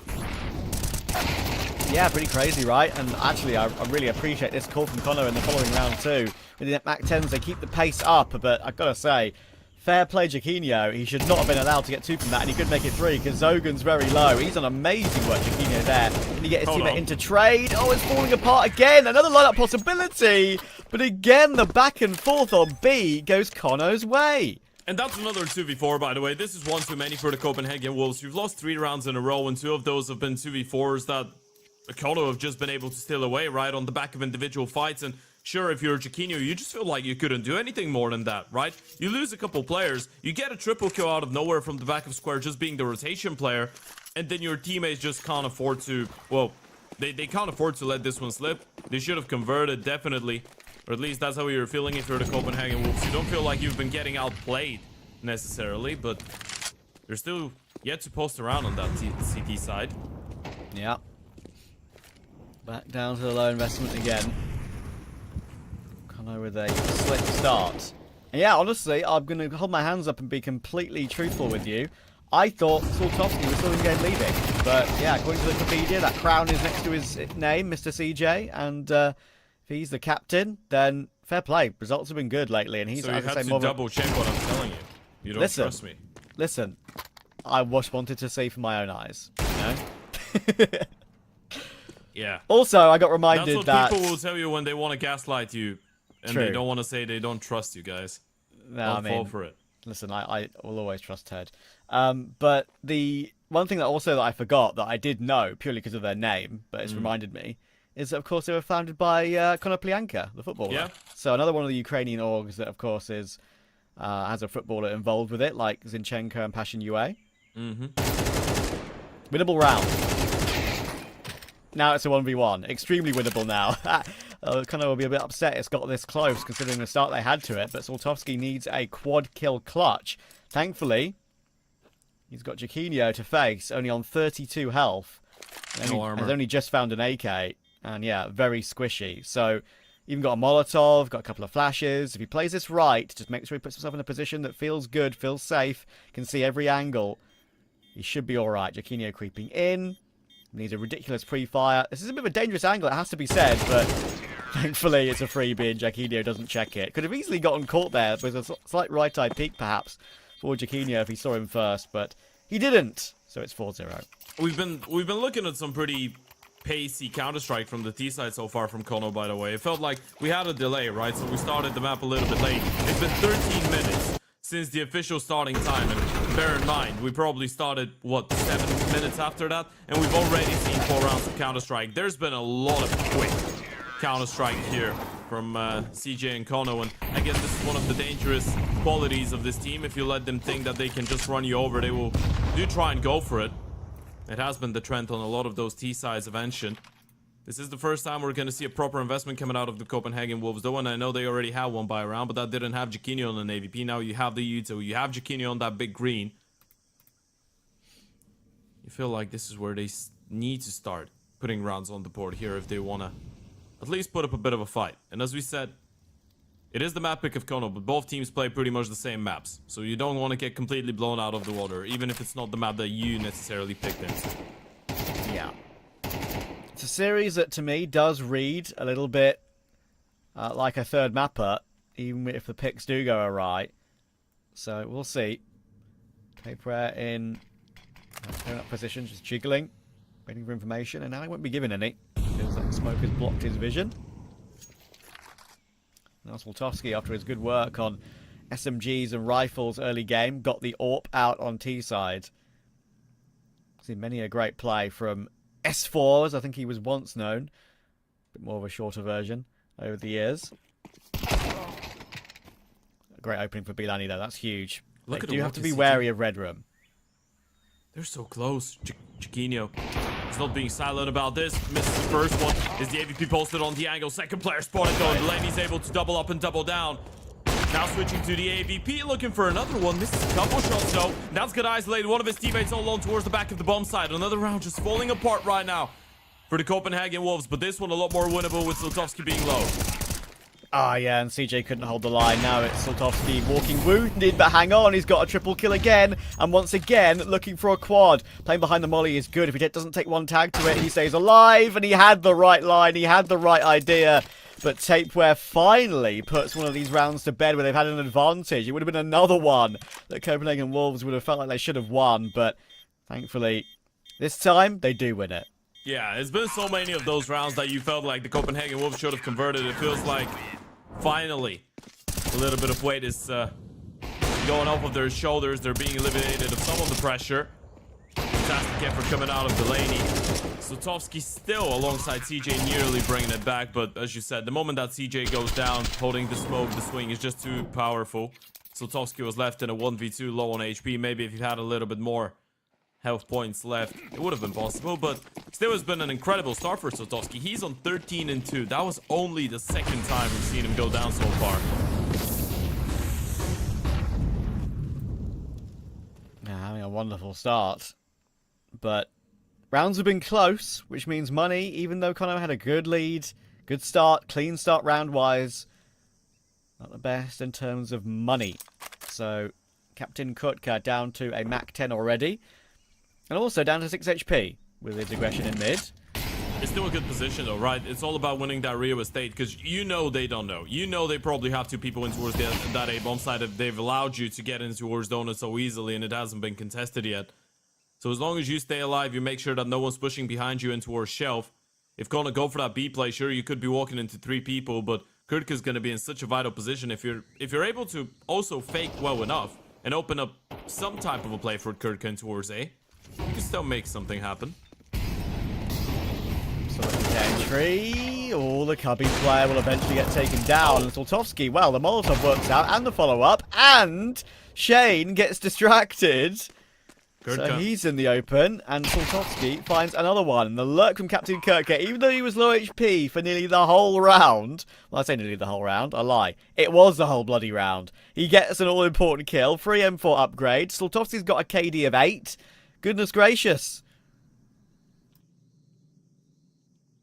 Yeah, this is the one that runs out of control when you did bring up the lack of finances on the T side. Is the same case here for the Copenhagen Wolves. They might have won the previous one, but still lost 4 players. So Jaquinho, the one man left, and he's been hunted right now from Kurtka. If he goes down with the AVP, that's going to be a big problem, and he gets insta headshot by the 6 HP of Captain Kurtka. Gets a double kill with the low HP left instant on both of them. The first one as well. Tapewear didn't have head armor, by the way, so Captain Kurtka just needed a headshot on the first bullet, and he did it. That's a nasty flick through the smoke from Soltovsky as well. What a triple from him. We're looking at 16 kills already on Ancient from Soltovsky. Yeah. Insane. What a start. It's this sort of game, like, obviously he's not going to keep that up, but, like, you know, record watch. But when you have a start like that, which is very, very rare, you're thinking to yourself, well, we haven't even started playing CT side yet. If it's a close game, you could have a very good regulation target. You just say something and you say watch in the end. Like, people are doing hate watches now. You say record watch. Is that what the cool kids do nowadays? Actually, I wasn't even thinking this in relation to hate watch at all. Sure. Because I know, like, in golf, they say, like, 59 watch, because obviously it's a big deal if you, like, shoot 59 in a round, shoot putt under 60. Sure. And that's like a hashtag that they're using. So I was just thinking, maybe not necessarily along those lines, but that's sort of something in my mind maybe that to add watch to it. Because record watch, I mean, no one's broken 40 in reg yet. We saw Sejot in Pro League the other day get 37. Yeah. Very close. And he actually had an opportunity to get that 3 that he was missing. But there's a few situations where they actually put him on a Glock and put a different teammate on an AK. Don't ask me why. On a low buy round. They did win the map, right? Oh, yeah. But yeah. Listen, I want a record. I'll be the boring guy and I'll say, I just want to see a team win. I know, I mean, you're right. You are right. But yeah, record's cool. Fortunately, of course, being the T-side AWPer, he's likely to not get himself stuck into the action on rounds like this. He's going to be the guy sitting back a little bit, so probably won't get much done in this round, but I'm ready to be proved wrong. The multi-kills have gone crazy so far, and here we go. Here's another. Go on, get 2. Oh, he's missed. That sucks. Jaquinho's having a great round, though. 2 versus 2. Round is actually on this low investment round now. Shane and Jaquinho going together, but Soltovsky just cannot be beaten right now. Okay, add the multi to the list. That's a 9 KD now. Is that, like, what? We've played 7 rounds? I think he's got 5 multi-kills? It's insane. It is absolutely crazy. Soltovsky's just having a star-like performance right now. He's stomping them. What can you really do when you're playing against a team like this? Not, well, I say a team like this, a player like this playing on a team like this. Not a lot. You can't do a lot. And yeah, you're spot on. I think it might actually be 6 multi-kills as well. Which... If you had that round, in. Yeah, 7 rounds in. It's absolutely insane. True. Captain Kurtka is usually the man that takes first point quite often on this kONO team, and yeah, it is 6 multi-kills, by the way. Lovely. Thank you for confirming.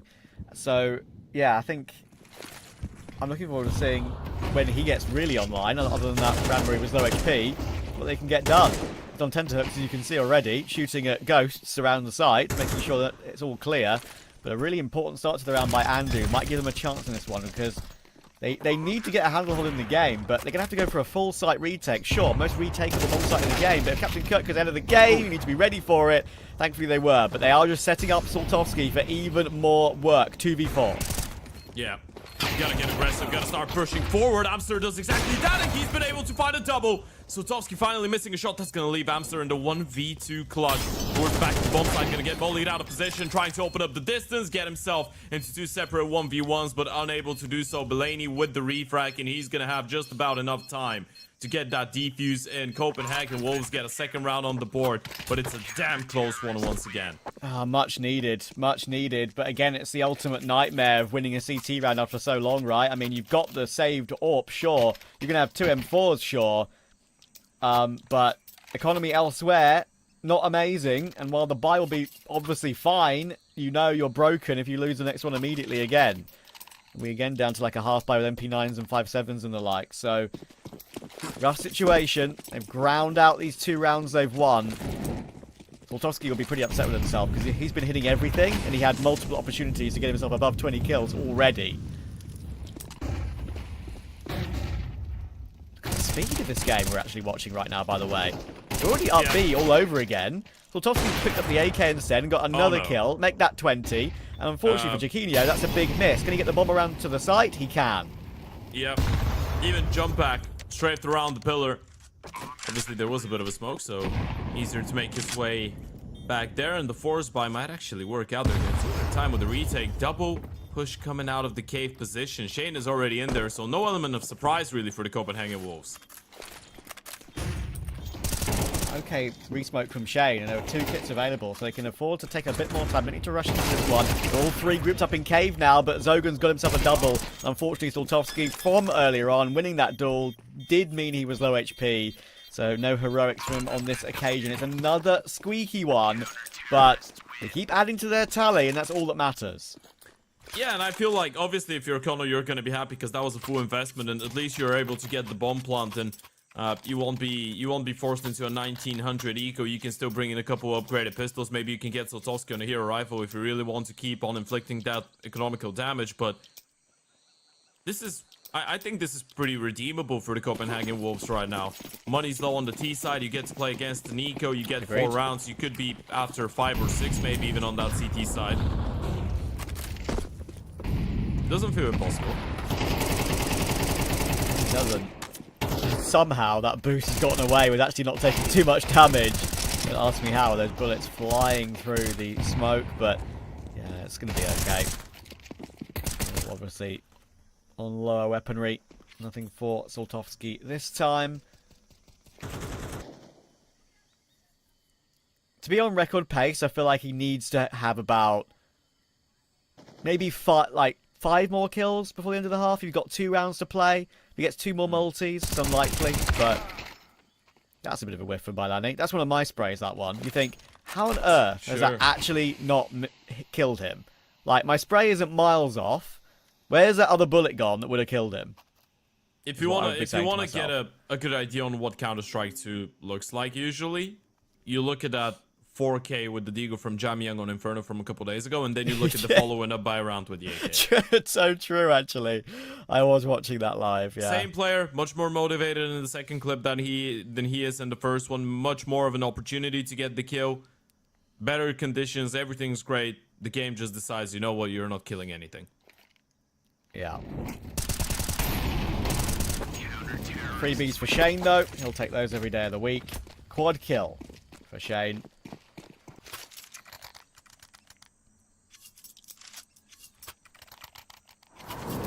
S4 has got his AWP back out again. It's gone round for kONO. Can they confirm some sort of lead in this half? Or will it be one of those games you see all too often for the team in the leads, where it's a 6-1 start, it feels pretty comfortable, even though the rounds might be close, and suddenly a couple of rounds are won, and it's 6-6 or 7-5 out of nowhere. I feel like from the get-go, we did see that the Copenhagen Wolves looked like they had a solid game plan. It was just going down to a lot of the close rounds that they were unable to convert, but now it's looking much better. Jaquinho, good opening kill. Taking out Captain Kirkin towards middle early on, and now it feels like kONO are just left with that option to go for the B-walk. Yeah, it was very risky from Jaquinho, the way he slow peeked the angle. Captain Kirker's crosshair placement, if it was 10% better, would have been a kill. Zoltowski gets a kill while blind to add to the tally and to continue to do that. They're going to double push a chance around. at a second as well, but yeah, they actually, you know, the B-walk, as you say, is not going to be what they're going for, and it's allowed Copenhagen Wolves to go for their B-walk of 3 players. Oh my God. Saltovski's in the open. Actually, it's collateral on the player that was jumping around behind him. That's super unlucky for CJ. But they do have an open A-bomb side. Yeah, Chiquinho already in here, though, and he can hold the line in towards Temple right now. You know everyone was coming in from Donut. Oh, decides not to pull the trigger. Could have been a free eco if he did. Still going for the retake, though. CJ is incredibly low on HP, and if you're able to deal with that solo player of Amster in towards the Temple, that's just going to start things off perfectly. Oh, the little burst on towards CJ is lovely from Shane.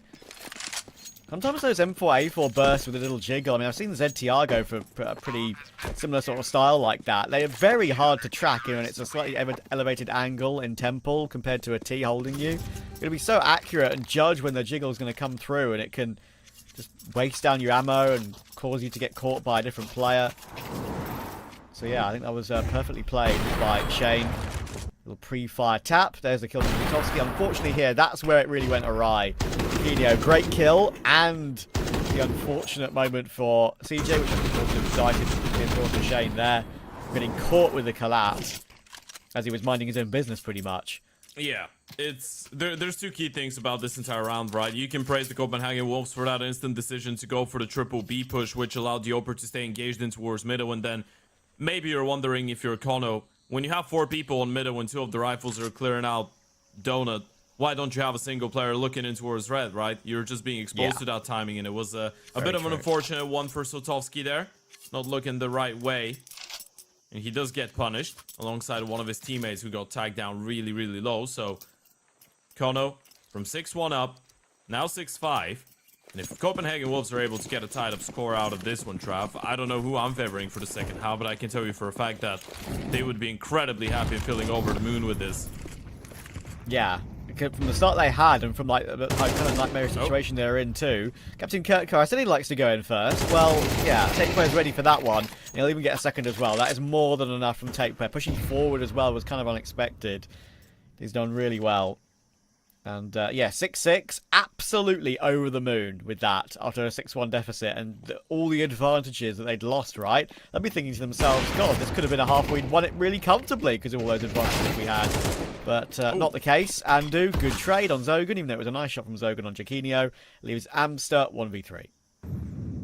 Yeah, this is going to be 6-6. A tied-up half as Shane shuts down Amster, walking right through the smoke. A big round coming out of Tapeware, and kONO starting to let things slip towards the end of that first half. It was a really comfortable beginning for the Ukrainians at the start, and you look at it once again, it felt like they wanted to fake that it's a fake, right? You throw in the Yuto, you send Kirk all alone with such a big spacing between him and the pack of players, and then everyone behind is shifting, almost like you want to throw him out there, make sure that he gets as much as he can get, right? And if he goes down, you give them a little bit of time to think that it's just a fake and start worrying about middle and B, and then you go with the second wave push onto the A-bomb side. Didn't work out though. And now the Copenhagen Wolves have won 5 in a row, moving into that T side. An A play coming in. Up against 2 players. And guess who's here? Mr. 21-7. He slowed it down a little bit, but Saltovski can still have a big round. He can, but I don't like where he is with the dualies. That's just extra range I don't think the dualies are really meant for. Watch him get a triple kill now anyway as they get close to him. Captain Kirk's taking the attention away. He can pick whenever he wants, really, and he could actually just completely clean them up. Oh, bomb plant denial first. 1 tap, 2 taps, and even looking for the third on long. Nice try. Does everything he could possibly do there, and without the bomb plant, Tapeware is stuck. Yeah, it's a perfect bait coming out of Kurtka, right? He's able to find a couple kills coming out of Donut, so you never thought there was going to be a second player. And towards the back of the bomb site. Now it's Tapeware. A 1v4, all alone against the world, a solo warrior.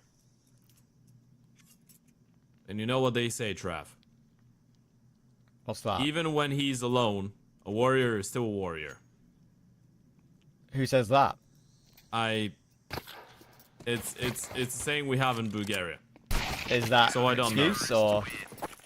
I have no clue who said it. Listen, I love making those things but up anyway. It is a saying that exists. Indeed, indeed. I promise. I believe you. Yeah, good work from Zlotowski there. And, as I said, I was worried with his positioning, but the attention taken away made it so comfortable for him. I think maybe slightly surprising that he chose to deny the bomb plant first, because usually you go for a player who's not occupied with the plant, right? But actually, in that situation, I think it made sense, because if he did go for a different player who's moving, maybe the bomb plant is not denied and the round could be different. I mean, under those circumstances, when it's the 8 bomb side on Engine, you know if you delay the bomb plant, it's really uncomfortable to plan on this side. You want to make sure you don't give them money. Yeah. And you want to make sure that even if you go down 1 for 1, you kill the planter, because that's going to make them a lot more uncomfortable, and it's going to win time for your teammates to rotate closer. This is a little bit scrappy, considering there was only Glocks on the other side, boys. They still win it. Yeah, with 3 alive. And Zlotowski gets a free M4 upgrade as well, something from the MP9. As you say, he was always going to cool off a little bit, but the question is when it would be. And I'm interested to see how he gets himself into the action on CT side now. It could just be one of those games where you're in flow state, everything goes right for you.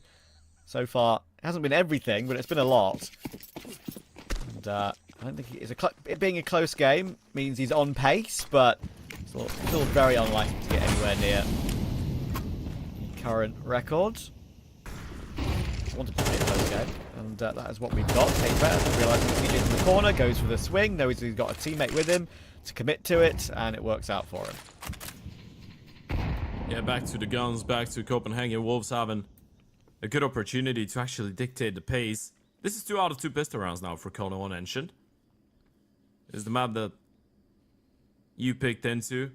It has been a really close one so far. The Copenhagen Wolves, though, putting up a pretty decent fight so far. Now grouping up a 5v4. You go in towards that B-bomb side. The moment that you spot those 2 players in towards the cave, it's going to be a lot easier to isolate them coming out of the ramp.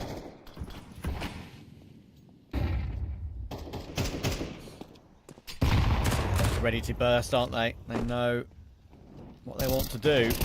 A little player for Amberson to be in the open. Yeah, it's really awkward for Amberson now. I mean, we love that setup, but it's so difficult. But guess who's still here? Zlotowski tried to jump around and keep himself alive, and he does amazingly to get 2 and waste a bit more time. Zogan was always here, but committing to a long-range spray with the MP9 like that is never going to work out for you. You need to be a bit more bursty from there these days, especially when you go for the crouch, right? You see with that nerf, makes you a lot more inaccurate. And Captain Kirkin will get caught on the rotation by Shane. Game will remain close. Yeah, Copenhagen Wolves has been, and dare I say it, I think they've been playing the much cleaner Counter-Strike so far. Even the way that they approach that 5v4, you get that man advantage. You didn't force the issue into towards cave too early. You waited for the B players to throw in a little bit of U2. You wait to see if the CTs are going to react. Then you walk up the B ramp. Then you go for the jiggle in towards the cave. You don't just walk out or go for an instant peek, because you know if you die, then it becomes a lot harder for your teammates out of ramp to actually take the bomb side. Everything was so well coordinated. Really disciplined Counter-Strike coming out of the Copenhagen Wolves, by the way. Yeah. It's been looking good. I actually completely agree with you that I think they played the better of the 2 so far. Just those advantages they lost early game made this game pretty close. I mean, Zlotowski's 25-9. That too. They should have... If the team was functioning properly, when you have a 25-9 player, you probably close out the game 13-4. Feels that way, doesn't it? And they've won both pistols as well. Captain Kirker once again getting himself in the action early round. This time on CT. That's a nice push. 5-7, needs 1, does get 1. He is aware now of that Jaguar player and Zlotowski trying to go for a little bit of a trade. So still a 3v3. Utility and positioning still favours, I would say, Copenhagen Wolves. But if Zogan wins this duel, he's got good timing on it. Away, not ready for that angle. Checking other off angles in that long position. That's one of the main threats removed. Amberson has to play behind a smoke. That nade breaks it open. Actually gave him a chance, but Take Prayer is sharper. Yeah, a couple big kills coming out of the in-game leader. Both of them not instant headshots, by the way. Both of them had opportunities for the other player to actually win the fight, but both times Take Prayer is able to come out on top. As we said, a pretty proactive in-game leader in general, and Delaney will make sure Zlotowski doesn't hold on to his rifle as well. This is starting to look a little bit dire now for kONO. Running out of money. And you can see the massive discrepancy, the big difference between the T sides of one side and the other. kONO trying to be a lot more explosive, trying to be a lot more up in your face, whereas for the Copenhagen Wolves has been be a little bit quick in the first 15-20 seconds of the round. We have a couple default plays that we want to try and do to get us a man advantage, a 5v4, a 5v3, a 4v3 even. And then we slow it down and try and work around the map. I like it. It's a pretty dynamic approach. We all like it. I'm pretty sure kONO don't. Everyone else. That's fair. Fair assessment. Full eco for kONO. Copenhagen Wolves are going to have the lead, and they're going to feel like they have worked hard to get it. And you can very much see the difference when you've already touched on it, right? But the difference of a team with one player going 25 and 10, and maybe two of the other players maybe underperforming a little bit, versus Copenhagen Wolves, which are 13, 13, 12, 11, 10. Like that's a group performance. Yeah, I'd say the way to describe it, you just have one guy that is overperforming much more. Because everyone else is playing on a pretty similar level right now on kONO, and then you have Soltovsky 25 and 10, still crazy, but yeah, hasn't really been able to get as many multi-kills recently, and as you pointed out, and you hit the nail on the head on this one, it's been a team effort coming out of the Copenhagen Wolves. Feels like if one individual starts popping up for the Copenhagen Wolves, they will be able to close it out that easily. Let's not forget, we did have that conversation. It doesn't really matter who's picked what map when we're talking about those two teams, because they just play the same things, right? Both teams love an Ancient, both teams love a Mirage, both teams enjoy an Inferno to some extent. But you still feel really hopeful for the Copenhagen Wolves' chances when they're bringing in that type of level, and that's why this is such a dangerous team to be playing against as well. You pointed out the quantity of games that they've actually played on every single map so far this year. Only on Ancient, they have 30 maps in 2025. No, 27 actually, sorry. 28 now. And yeah, sure, they might have lost the last 4 in a row, but this is still some experience that you're learning from. Yeah, system seems to be working quite well for Copenhagen Wolves coming in here. I think it's all about... It feels like the Copenhagen Wolves' nemesis is when people are just individually not giving them a chance to get into a game. If it's about playing logical Counter-Strike, I'd say they are pretty sound. I'd say they are making good decisions. Tape players calling well. It's all about when you're playing against a team that has a lot of confidence and that has more than one guy that is just stepping it up. Because they are trying to play orthodox Counter-Strike, Copenhagen Wolves. This is what it feels like. And the worst enemy of an orthodox playing team is the Bad News Eagles, for example.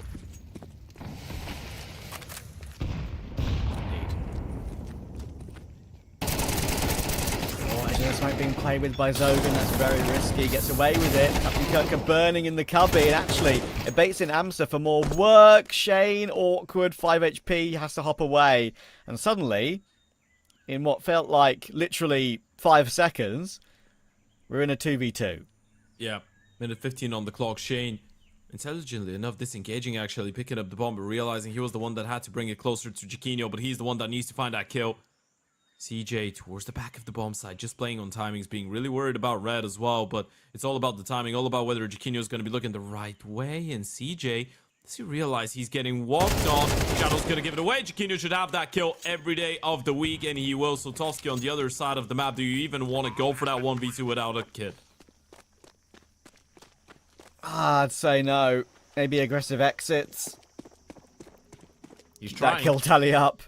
He is going to be full sprinting that way. I mean, again, health isn't amazing, but it's only if he had a kit, I think he goes for it. But in this situation, it's just impossible for him. Yeah, the only place he can really bunker down in is there by the looks of things. Knowing that they could come his way if they try and keep their guns up on low HP. That's why Shane has already moved quite a way away. We know how big the bomb radius is on Ancient. They should both survive. All three will. But now, actually, funnily enough, Ted, right, we said about it earlier on about how Copenhagen Wolves couldn't get a handlehold in the game, losing all those advantages. Now it's actually switched around, and it's kONO who feel like they can't get a handlehold on this CT side. Yeah, I feel like a lot of it has to do with the fact that the Copenhagen Wolves are now on the T side, right? And they get to dictate the pace a little bit more. Even if they're left in the 2v2 where they have a couple more players that are lower in HP, they still get to play it on their own terms. Feels like Tapeware is incredibly confident in making calls when he's the one in control and he's the one that gets to dictate what the next move is going to be. Speaking about next moves though, kONO going for a bit of a crunch in towards T-spawn there and towards the pillar. They get one kill, but the Wolves should realize quickly enough that B is pretty open.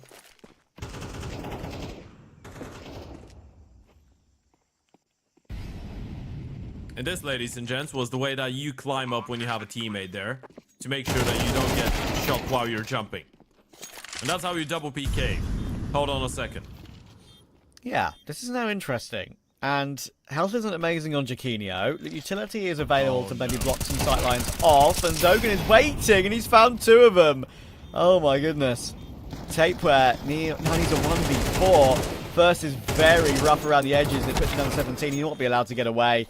He tries for the wall bang to deny the defuse, but not going to happen. First proper slip from Copenhagen Wolves on their T side. That was really odd there for the Copenhagen Wolves. Probably if you're a Tapeware or if you're the coach after this one, you're thinking, okay, why didn't we get any control elsewhere after losing our K player, right? Because it felt like everyone was just standing in the middle of the bomb site waiting for their fate. Okay, you had one guy in cave, I guess, but nothing aggressive in towards long, nothing in towards the ramp. You knew 2 people were coming in from behind. You could hear the steps, but you didn't know where the others were coming from. So it felt like for a second there, you just didn't consider square being a possibility after the smoke faded and you kind of lazy checked it.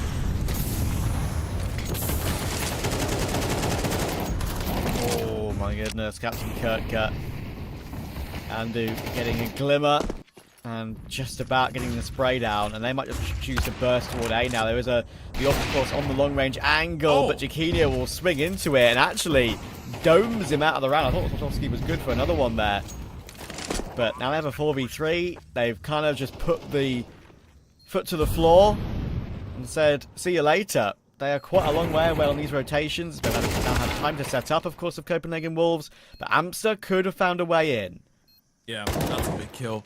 Antu going down. Still got to be careful about that flank coming out of middle, though, and this should be enough to secure the round right now. They need to start making moves, and Jaquinho's picked up another one. A big round coming out of the Oper. Finally misses a shot, and TJ will take him down. Oh, actually, clearing out the flank here for Belani, and now they know Tapeware all alone, one on the bomb, Molly in towards the back of the bomb side. It's a 10-second stick, and they might be able to pull it off. This is absolutely crazy. Wow. And just about enough time for the defuse. How do they end up winning those rounds? The kit was lost in Temple. You just saw it picked up at the end of the round there. I really thought not having that kit on either of the 2 remaining players kind of spelled the end of the round, especially when Jaquinho got his 2nd kill.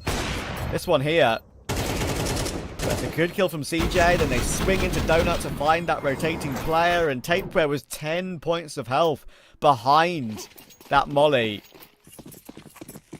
and couldn't push through it. Even when it faded, there was very unlikely he was going to win the duel against the player in front of him. 1 bullet was needed and 1 bullet was hit. kONO fighting back. Oh, back at 10 apiece, but without Slotowski, burning from 100 to 0. Did he get double molly towards the cave? I think he did. And CJ double pushing towards the ramp. We'll be able to get that refrag, but look at it always. The Amster's going to go for the swing. That flash is not going to blind Lane. He's still unable to get it. A lot of spamming coming in. No kills, though. You do know there's at least 2 people in towards the B-bomb side after Slotowski did go down as well if you're the Copenhagen Wolves. So you do have a little bit of information to work with. And in those mid to late round situations where they get to slow things down and make a decision, make a read on the mapping of the game, Copenhagen Wolves have been doing some of their best work.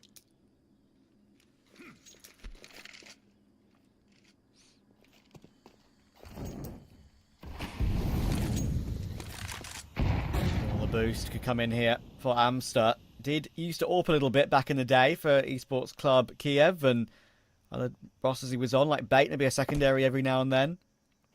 But that fall off could be a bit awkward. Timing. Oh, only a tag.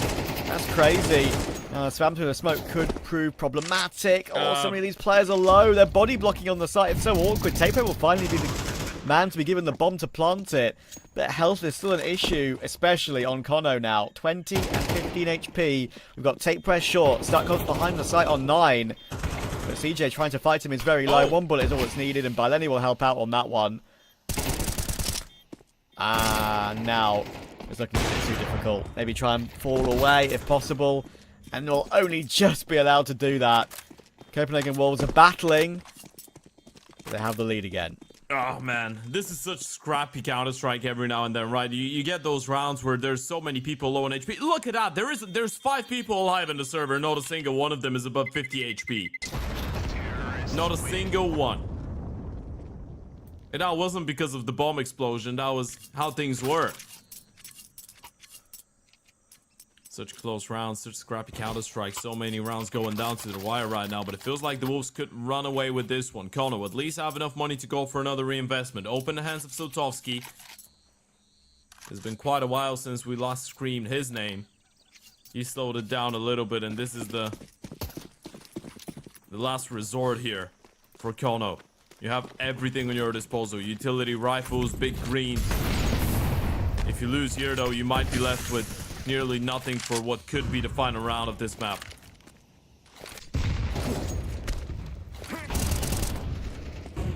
Just coming over, CJ.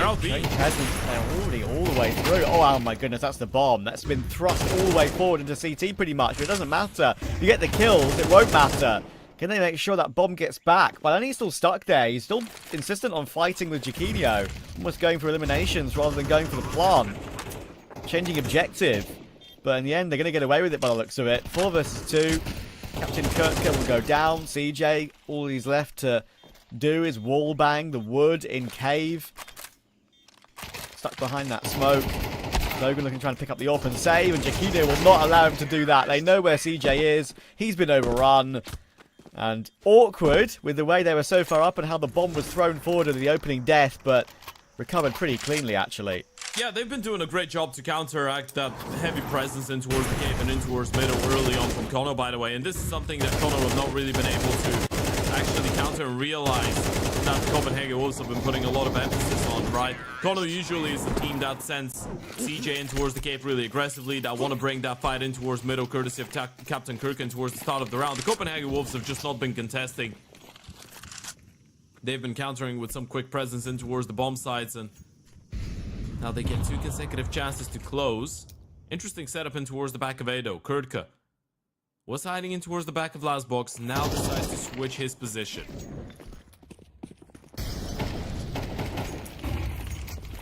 Can this be where Copenhagen Wolves close this, what actually could be classed as a pretty solid comeback? We're 6-1 behind. kONO were recovering incredibly crazy rounds, and now they're going to try and close it, but there's a good defense here for kONO. Amso and Captain Kurtka will do really well, and they double swing from Donut. Don't expect that. Jaquinho does well, but now he's last alive, and Captain Kurtka will finish it off. A chance of overtime, and a little reaction there from Captain Kurtka on the cams. You can see that little nod of appreciation. That was a bit of a mad round again.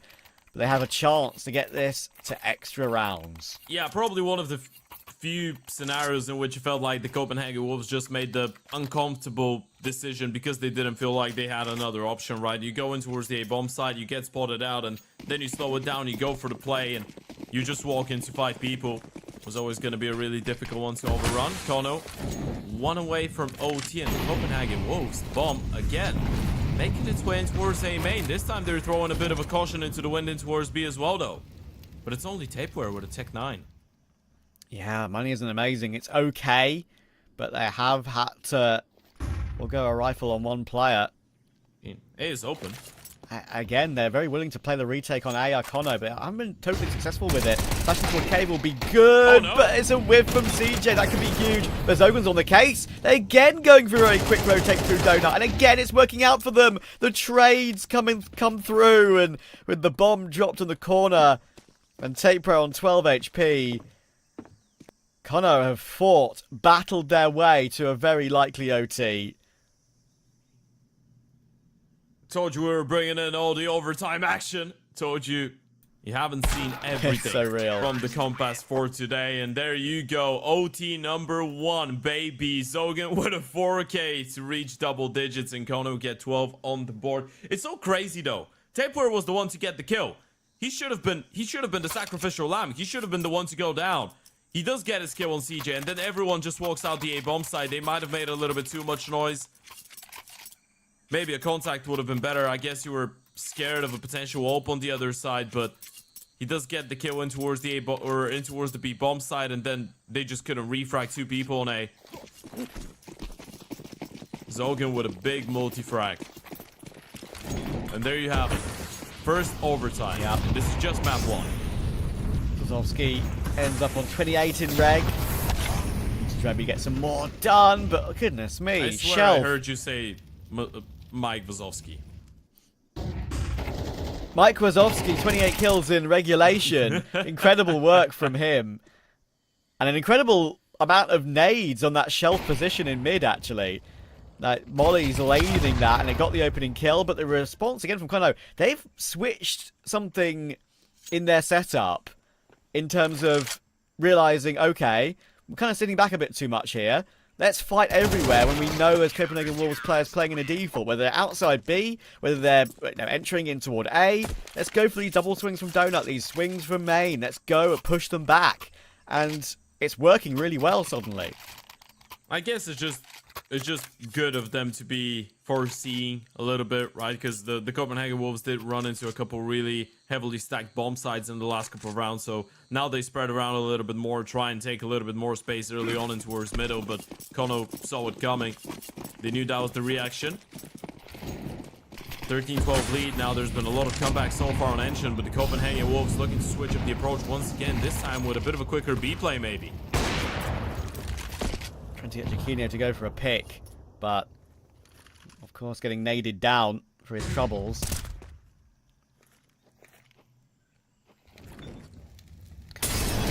On the shelf, and again meeting utility. So frustrating for the mid players of kONO. Maybe want to play more aggressive, but they're getting countered by the util pretty consistently. Really worried about the bottom mid smoke as well. Captain Kirk could as well to get one. When does the mid push come in? The answer is then, and it's back and forth. Continuing to go back and forth until Amster stands tall, looking for one more, ready for Shane, all the sound cues needed, and he holds the line from Jaguar, making the Jag look clean with a triple. It just feels like it's so quiet up until everyone goes into a fight, and then in the matter of 4 or 5 seconds is a complete massacre in the server, right? Everyone just going tip for tap, toe for toe, kill for kill. Up until Amster arrived on the scene, he's able to get a triple, and now we're seeing some of that support coming out of kONO, right? We're seeing other people step it up. So Tovsky's been a long time since we've said his name so much, but Captain Kirk has had a couple big rounds. Zogan with the multi-kill in the last one of regulation, and now Amster going absolutely nuclear as well.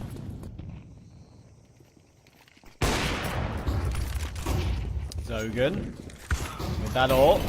This is the first and has to fall back, but makes up for it. And now S4's on the scene as well. 2 AWPs around the site. That's something you're never going to expect. Now, 3v5, trying to force their way forward. Bit of a whip from Amster, but CJ on the scene. And now he's got teammate support as well. Bomb will go down, but it's a 2v4 to try and hold for Jaquinho and Andu. Everyone was so blind in towards long there for a second. Kirka shuts down one. Andu thrown into a 1v4 clutch. Hold on a second. Oh my. Quick 1-2. That was quick. Andu would have loved to have a molly, would have loved to have any utility, but smoke on the bomb. Smoke in towards the ramp as well. It's only the spam that he's putting all his money on, and unable to connect. Would have been a spectacular 1v4 coming out of Andu, but kONO get 3 uncontested rounds on the CT side at OT number 1. Should be enough to take it over the line. Hydrate, kids. And captains. Kirk getting it down, and rightly so after another close round. Andy does amazing work here, but yeah, at that point it makes total sense for him to fall back and try and play time, right? But the fact that Resmoke comes in, his last option pretty much is the wall bang. Amazing attempt, but to be. And now Copenhagen Wolves, after all that good work they've done, they need 3 in a row, and Zogan's even throwing a P90 in the mix to try and hold W and get this game done and dusted. but cancelled by Andu immediately, and CJ will be stopped from getting Jag control by Shane. Maybe a little bit overzealous there from kONO in the opening round of this second half of OT.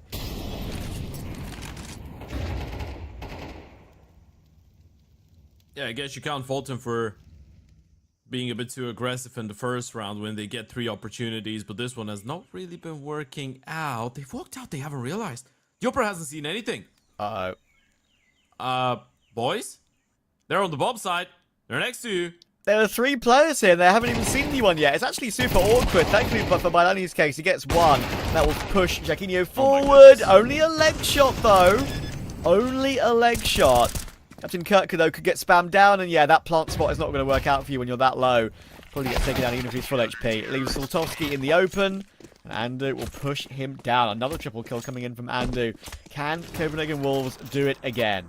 I got a little bit nervous there for a second. If Delaney doesn't get a single kill, and he was staring in towards the cave as well, by the way, I think. But if Delaney doesn't get anything done, it could have been tricky. Oh no, actually, he wasn't looking at the cave. That's my bad. I think they had 1 more in towards the cave, but yeah. If they just pre-fire Delaney and get that kill, that round, really dangerous for the CTs in a 5v3, but still able to convert it as the first of 3 needed if you want to push for OT number 2. And you know what is the only thing in the world that's better than an overtime in our first half of Counter-Strike, Travis? That's a double OT, but Captain kOTKa says no. Hell no. That's what we've been missing from Captain kOTKa in this game. He's had a pretty solid game, it deserves to be said, but I feel like I haven't seen many openings from him, and that's the way he likes to do it. Andu got a smoke spam in the previous round against the P90 of Zogan pushing, and now in this round, Captain kOTKa gets some revenge for his teammate. Straight through red, instant headshot, and now he's in a great position. Bilani's going to go looking for it, but Captain kOTKa can still get the timing, and he could be on for a great round here. Oh, almost a quad. Now surely that gives them the impetus and the space to push up. The smoke spam is kind of in vain for Shane. Now kONO should be set up. Well, not in vain anymore. He's got 1 and some chip damage. The resmoke will be put into place. And sure, kit's available, but kOTKa needs to win this duel straight away and doesn't. I mean, if he does, actually the round's on because Shane's got 1 more smoke spam, but he needs to find 2 more, and it ain't gonna happen. Don't ask me how that game has actually come out as a winner for kONO, because Copenhagen Wolves seemed much more in control of it after the early start, but swings and roundabouts in Counter-Strike, and kONO don't fall off. Yeah, absolutely. kONO had a 6-1 lead, fumbled all of that in the first half. After winning both pistol rounds, they still had to fight their way up against adversity, right? Had to face off against 2 map points for the side of Copenhagen Wolves, and it felt like that engine was going in favor of the Wolves, but kONO said, hold on a second. We haven't said our last words yet. They make it work in overtime, 16-13 after bringing it back. And it wasn't all because of Soltovsky's good performance. It was because of everyone, right? You're looking at the 30-16 from Soltovsky. You're going to say he's the one that single-handedly carried them through this. Well, the majority of those kills he was able to actually get, believe it or not, in the first half of regulation. Captain kOTKa coming in absolutely huge in the end. Amster, CJ, Zogan, all of them had a couple big rounds each to get this one over the line for the side of kONO. And if you're the Copenhagen Wolves, you're going to be a little bit disappointed, but should still be able to stay mentally in the game, as there's at least 1 more map to be played out, and it's one that has been going really well for you lately. Yeah, I think, pretty sure, as you say, Soltovsky had maybe 22-23 in the first half. Then he got the 2k with the dualies on the pistol to win the CT pistol, but then cooled off quite significantly. So, yeah, it's definitely all the good work from Captain kOTKa, and across the board that got them over the line in this one. But of course, map 2, like you say, you mentioned the map pool to begin with, that it's sort of a map pool where it can actually go both ways. Both of them have good reps on all these maps, so wouldn't be surprised if Copenhagen Wolves are able to bounce back on Mirage. It's one of their favourites, one of the ones that they played the most, of course, in recent times as well. We'll see if that's the case, and if they can answer back in this 2-2 Swiss matchup after the break.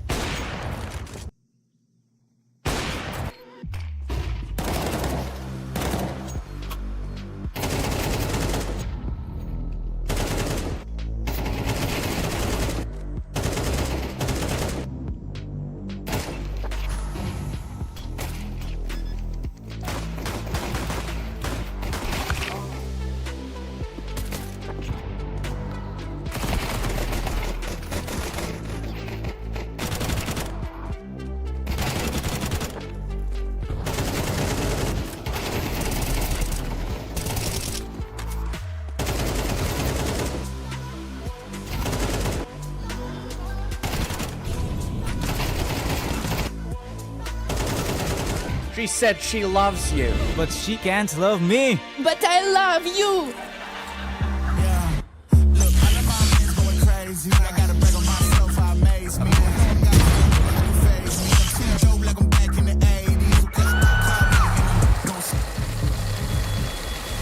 I won't play window anymore. What's going on? Play your role. OneXBet. On to the next one. YaLLa Compass 2025 season. If anyone peeks through, they're both dead. They're both dead in the smoke. Bomb drops, coughed up behind it at the edge of.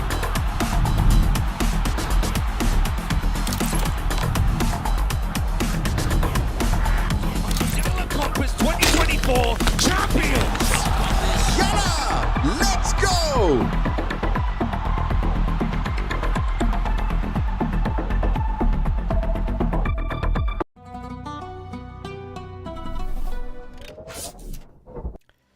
Impressive recovery from kONO there, getting that one done in overtime, considering that was a very, very back and forth game, not just in terms of rounds, but also what happened in the rounds, in terms of players alive and trade frags and everything like that. But now, Ted, Copenhagen Wolves have a map they love. They are unbeaten in 5 on Mirage. Yeah, absolutely. It's probably the one map on which you could expect to see a solid performance out of the Copenhagen Wolves. And look, man, I know Ensign probably should have been theirs for the taking. I was already even imagining the points we were going to make about the Copenhagen Wolves winning this one in a 2-0 fashion, and I bet the players were as well when they were 12-10 up on that Ensign, right? But I still feel like nothing has been lost for them in this one. Obviously, it's all or nothing, right? It's a 2-2 bracket game. It's the last matchup of the main Swiss. The winner of this one goes into the playoffs. The loser is out of the event. So if there was a time for the Copenhagen Wolves to just say, you know what, let's just pretend that previous map didn't happen, it would be right now. You're going into your best map in the pool. You're going into a map on which all of your individuals are usually popping off quite a lot, especially Andu. You were playing some good Counter-Strike on the previous map. You just couldn't convert in the most important moments, I guess. And then on the other side, we couldn't really say that kONO have been playing the perfect type of CS either, bar maybe what they showed in OT. Yeah, I mean, it's going to be interesting, actually, because, of course, Copenhagen Wolves haven't played today yet, but kONO have. They've already played Mirage today as well. They played the new Sangal roster in European Pro League Season 2023. So that was a clean 13-8 for them, and eventually won that series in a clean 2-0. So good signs for kONO on the map. They also won it 4 out of the last 5 times, but if we look at Copenhagen Wolves, they have actually some really good results here, especially against Sinners, beating them 13-4. On Mirage, and I feel like Sinners are a good sort of litmus test for any sort of team in Tier 2 and sort of making their way up to Tier 2. You can kind of gauge where they're at, and beating Sinners comfortably is a good one to grab. But they're going to have to win this one here, otherwise they will not be in playoffs for YaLLa Compass Winter 2025. Of course, one map to go for kONO to get that playoff spot. Yeah, a 3 best-of-3 streak in a row converted for the side of kONO so far. On HLTV, winning 5 out of their last 6, and they get another opportunity to clean 2-0 here if they're able to steal away a Mirage against the Copenhagen Wolves. Last time those two played against each other, the Mirage did go in favor of the Copenhagen Wolves. The Ensign did go in favor of kONO, and Anubis was the decider that the Wolves were able to convert and bring home. Now kONO get an opportunity for redemption. They get a shot at the playoffs. And it all starts here. Pissed around so far have been going in favor of kONO, both of them on Ensign. And with Andu trying to get into a good position. Oh, no one's looking. He's missing shots. This is just a fake, though. Yeah, actually, it's drawn so much attention, but guess what? Captain Kurtko is still here, and you've still got to destroy him. You've still got to remove him. And beautiful crosshair placement. Oh my god. How gorgeous was that from Captain Kurtko? 3 kills. We didn't see the first one, but the following 2 could be in a museum. As clean as it gets, right? And you see the reaction out of Andu. This is exactly the opposite of what you want going into the second round of play here. Captain Kurka, incredibly clean shots. He even lost his teammate of Amsterdam towards the B-bomb side. Look at the way that he's isolating the fights. Andu emptied half a clip.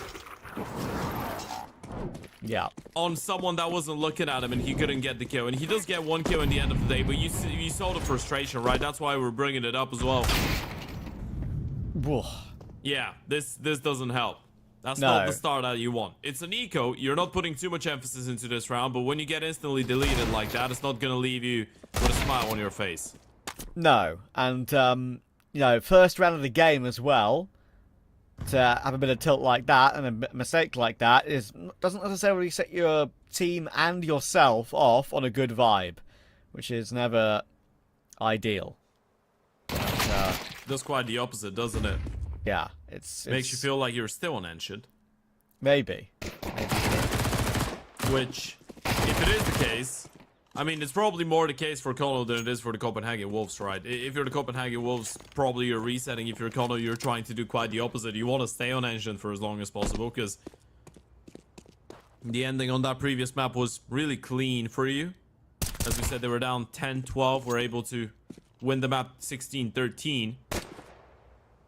So you get 6 out of the last 7 rounds, and now you've picked up 2 in a row. That makes it 8 out of 9 for kONO in the series in general. Of course, now we get to see the first buy round for the Copenhagen Wolves, but Trav, I feel like, considering the circumstances, the smile on the face of Kurtka and the shots that they've been connecting, the Copenhagen Wolves cannot allow themselves to start with another 1-6 deficit to bring it back. They need to get in early. Yeah, I agree with you. And the opportunity they had in the pistol to have that sort of ripped away from you, I think maybe the round would have been hard to complete anyway, considering what Captain Kurtka did, but no, it's going to be difficult. But they have got a great timing on Captain Kurtka this time, and now the 2 B defenders are kind of scrambling to get themselves in good positions. Sight-boosted player on default to worry about, and it's going to get 1, it's going to get 2, and Amsa's MP9 is in the action as well. Oh, goodness, the bonus buy with the SMGs. Copenhagen Wolves haven't found a way to deal with it. There's no way. Jaquinho, a 1v4 clutch stuck in towards the B apartments, but there's so many angles to be worried about. What can you really do? Getting flanked as well by Zogan. And close to be finished off. That's a disgusting shot on the spin. Fair play. This is and Amsa's 10 HP, by the way. Like, if CJ makes an error here, suddenly Jaquinho has an advantage, but there's no way they should be giving up any more positioning. They've got the bomb dropped on the site. They know Jaquinho's going to have to rotate all the way around, and with an AK at this stage of the game, yeah, saving is the right decision. It's your best friend. If you lose your AK, you're just giving away another rifle, and I guess Amster can still pick one up, and on 30 seconds, is Jaquinho making his way into our short? He's actually going to give this one a go. He's not calling that off. He'll try it, but with how long it has been since they've seen him in towards the B apartments, surely they're going to start thinking about it.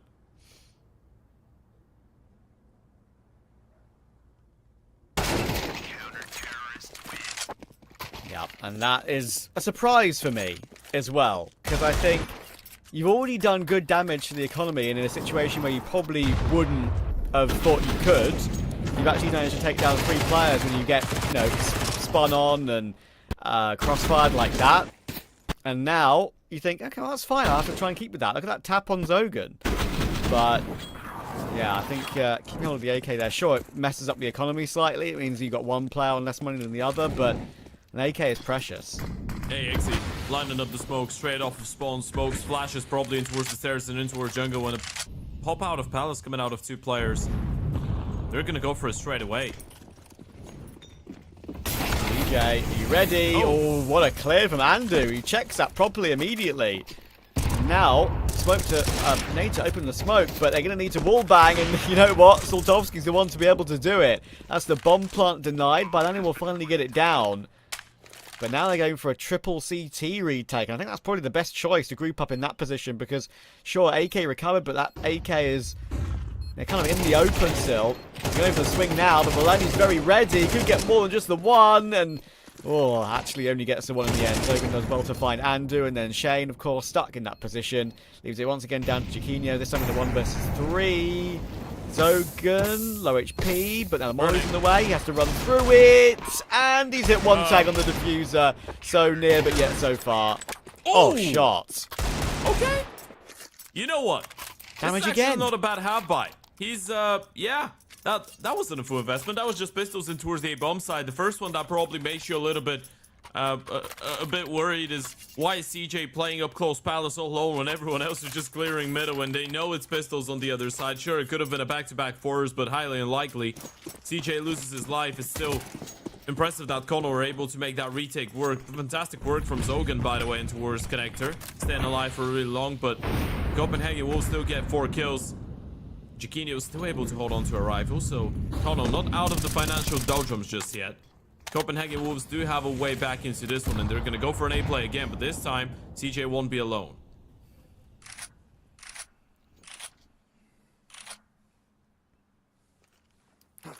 Keeping the momentum up. Those rounds all going their way, but awkward here though. Again, an A push coming through. Again, a bit of contact play coming through, and CJ ended up quite well to get that one. He's going to get leapt upon by Balani, and the trades come thick and fast. Another double kill from the pole. Now Soltovsky in CT on the line. This time in a 3 versus 2, gets given an opportunity and sees that the player on default has exited that position, but that's the information relayed, and now it's a 1 versus 1. He knows it's a triple player, and Jaquinho, and Jaquinho has another opportunity. It was a 1v4, which was impossible. It was a 1v3, which he made a 1v1, which looked impossible. That time he had a 1v1, and none of them go his way. Feels bad, man. Yeah, kONO. They should have lost that one. That should have been the one for the Copenhagen Wolves. I'm actually rephrasing. It's not kONO that should have lost it. It's the Copenhagen Wolves that should have won it. The initial execution was great. They were able to get a 3 for 1 at the start. And it still all falls apart. Some fantastic shooting coming out of the AVP of Soltovsky. He's cooled it off massively in comparison to the first half on Enshin, but he doesn't need to go that crazy anymore. 7-2 does it. Especially when Zogan, Amster, Kurtker are all having big rounds every now and then. kONO get a 5-0 lead here. A bomb plant, of course, confirms. Alongside the max lows bonus, the money in the bank accounts for the Copenhagen Wolves, so another buy round is in play. But as we said, it is an entirely different question on to how many you can afford to give away before you yourself stop believing that this is still a winnable game. They've been coming really close. That's what makes it worse. Yeah, I mean, it's as you say, pretty similar pattern to the beginning of the last map, right? But I think they've actually lost the rounds even a bit more frustratingly, almost, especially that previous one. Another back and forth trade in mid. These two seem so closely matched when it comes to that, with their setups and their takes, often coming out with an even result. But Zogan is 3 HP. Yeah, a bit of an advantage coming out in favor of the T side this time around. Zogan low switch to the AVP. Amster is going to walk away from short and head back in towards the A bomb side, or in towards the B bomb side, sorry. The Wolves, though, caution into the wind in towards mid. It will be play coming in, and Amster just playing in towards the J right now. Does Zogan want to rotate all the way in towards B to try and support Amster? It's going to be incredibly difficult for Amster to get more than 1 kill out of this, and this is what it feels like he needs to do if his teammates want to go for the retake. With Zogan low, if Amster doesn't get a double, they probably just call it off. Oh, Amster, there's one. Oh, the CPH is jumping at him as well. Shane needs to face the jail position better than that, and it's given Amster all 3. What on earth? I love playing jail. It's my as a B anchor, it's my favourite position. It's 3 kills. But actually, it was free that time because it was a gift. It was a present. That's insane. That is absolutely insane out of Amster. It shouldn't be happening, right? They were thinking there was going to be a second player. Second player just jumping out of the apartments, not even looking at him, going for the rephase. Amster just peeking on timing as well for the first kill. It's so risky. You peek into it, you could have been going down, and that would have been round over there and then. Amster wins this one single-handedly. And the Copenhagen Wolves, worst case scenario, they don't even get a bomb plant. Yeah, I mean, the second player jumping out of apps, right, he can jump across in such a way where he gets across the angle and not really seen very well. Hang on a second, I'll get back to that in a moment, because again, mad round coming in with the pistols. Tapeway's got an opening somehow. Not sure how. Just see if this gets recovered calmly or not, because I haven't got the bomb anywhere near the site yet until now. But he has been mollied, so it's been plant's been delayed. You can see whilst Jaquinho trying to get it down. Zogan, that incendiary could spread to Tapeway. Bomb will finally get planted. It's awkward for kONO, but they've come out on top on all of these so far. But two players in the smoke waiting, trying to play contact. Should be a trade! Oh my God, what? How is that not a trade by Captain kurt? I don't get it. I'm so confused by everything happening in this game. Somehow Jaquinho's 1D Damster leaves it all down to S4. What is that? What is that? It's now down to YaLLa. He's got a smoke and a kit picked up. He's got multiple smokes picked up, but he's got no idea where YaLLa's playing from. Spammer coming through, and eventually it will be taken. Copenhagen Wolves find their round, and I'm going to take a deep breath. I can't believe it. I don't wanna believe that what we're watching right now is the same Counter-Strike 2 that I thought it was. CJ getting run down by the pistols. Captain Kurtka getting to deny the bomb plant. No one covering. Tapeler 1 HP is able to get a double into worst connector with the Tech 9. So Toski gets that kill on the flick through the smoke, and then Villainy just spams him through in exchange. What a game of Counter-Strike. Well, what a time to be alive. That's one way to win your first round of the game. Goodness gracious me. Why does it always happen when we do Compass together? Wild shit happens. It's not goodness gracious me. It's freak me, but not freak, the other word. Funky. Fudge me. Funky me. Yeah. And do with an opening to give them an advantage, but Soltovsky has a gap in window to use. So again, we're in a 3v3. Keep counting them. Ramp flank. Molotov in CT will hold Amster back, but there is this big flank to worry about, and I'm not sure they're necessarily too aware of that just yet. He's being glanced at by the stairs player, or the sandwich player, but they're going Palace, I believe. So Zogan might have a chance to pounce with this one. It's only a pistol, that's the problem. Even though if he gets a drop on them either way, it's going to be a tough shot to hit. He's managed to pick up a FAMAS in the meantime. That gets himself one.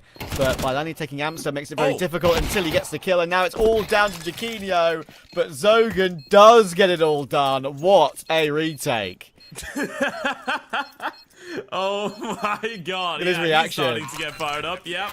He's getting fired up. And in case you were wondering, that means I am number one. Babies. Butterflies. What a round. So Toski again on the fade of the smoke, able to get the kill. The moment that Belaney shuts down Amster, you're thinking this one is over, but Zogan is somehow able to get a triple out of Palace. That's been one of the craziest games of Counter-Strike you've seen in a long time, and somehow the Copenhagen Wolves still have only one round on the board. It doesn't feel like a 7-1 lead, but it definitely is.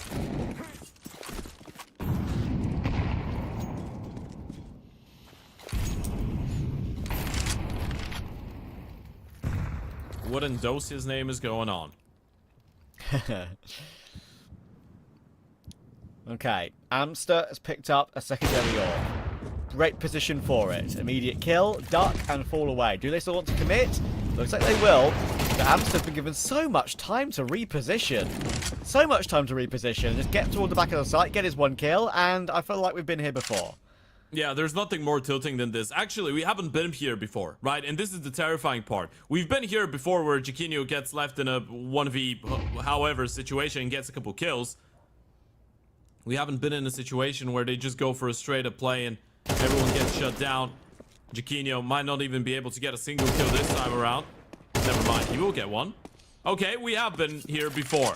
But this time he's got the bomb. You don't want to give him this round, do you?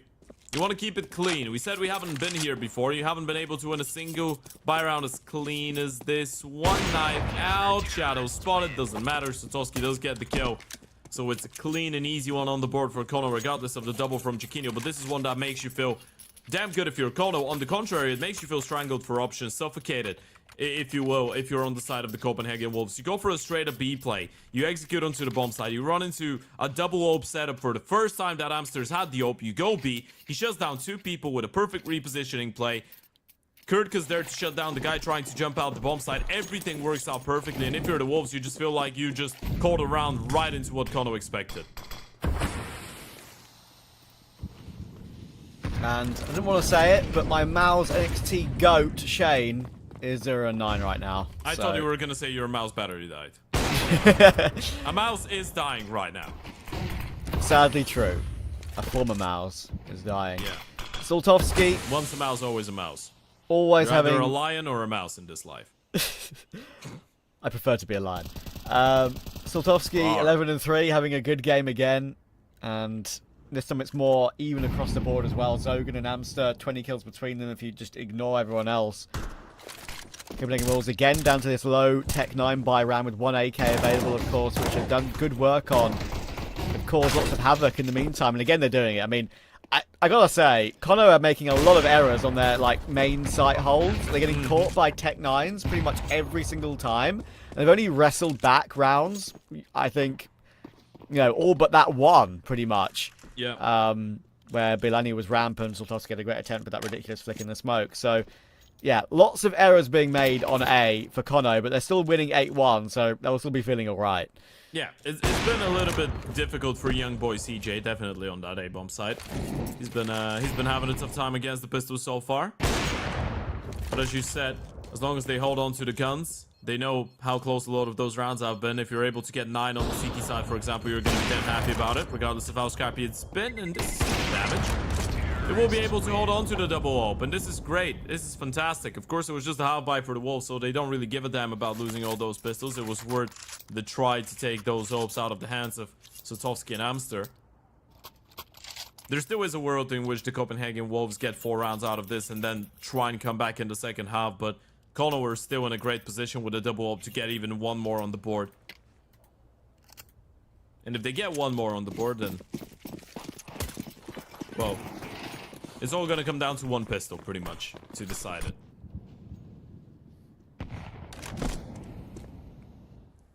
Indeed. I don't want to cool off. Angle being held by CJ to see run out of ramp. But again, their A site has not been great, and they've actually realised that. They've noticed that, and by that I mean they haven't put any player up really close, and they're concentrating on playing retake and keeping their players alive this time. Still awkward though, because they're going to get triple swung CT, and that's not going to work. Easy for me to say. And another kill coming through for Andu means that they might just fall away with this with their money situation. Yeah, I gotta call it off. As you said, it shows a moment of recognition, right? Knowing that CJ hasn't been able to really hold on to that A-bomb side by himself, and again, they are putting the majority of their numbers in towards A, so it's not a reaction type, let's just put extra people in towards the A-bomb side. We did it a couple times, and it actually did work out earlier, but we just wanted to play it on the retake. Unfortunately, CJ does go down, and Zogan will lose that fight with the Famous, meaning he's not going to be on the rifle in the next round, probably. Unless he's the one to receive the drop one from Sultovsky. But bottom line is, the Copenhagen Wolves do get that 3rd round on the board, and the 4th might be a possibility. And this is a good approach from the Wolves, by the way. They know there's a double op on the other side, so they just gather up and go for well-placed utility, heavy executions on the bomb sites.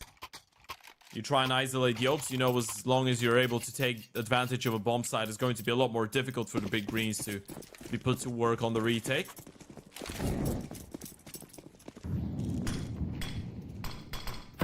Strap up. This is the round.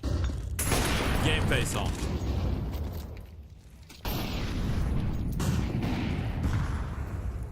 Mid control. Chiquinho giving a bit of a cursory glance behind that top mid smoke, and CJ getting on ramp. Zogan staring at the Molotov to see if that spreads and he needs to smoke it or jump away. He won't be able to smoke it because he ain't got one.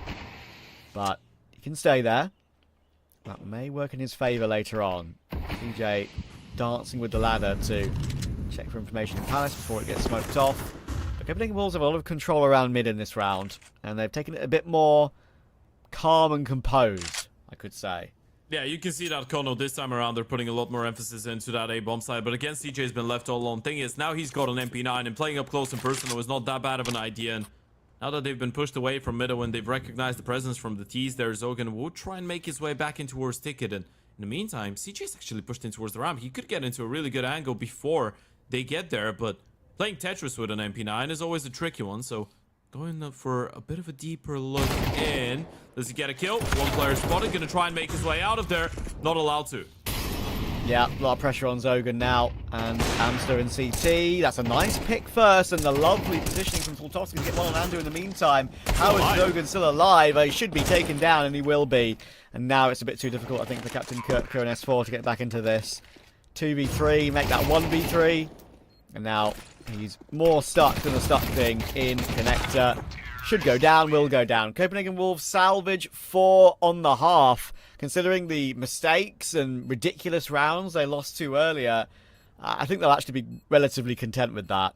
I think both teams can be content with that, right? It's been such a scrappy game, and if you're kONO, sure, you could say you could have been able to get 9-10 rounds on the board, but knowing how close a lot of those rounds were, knowing how many times you actually lost the bomb sites and you were able to win 1-2-man disadvantage situations,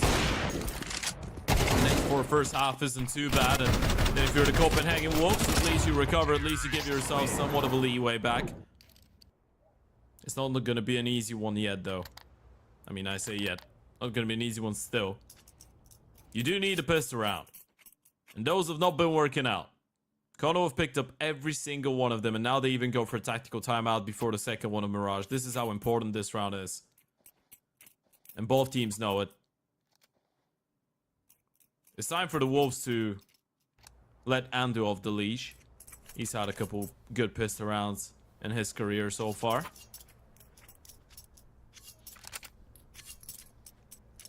I'd love to have a pet wolf. I think that might be quite high up on the list of possible pets.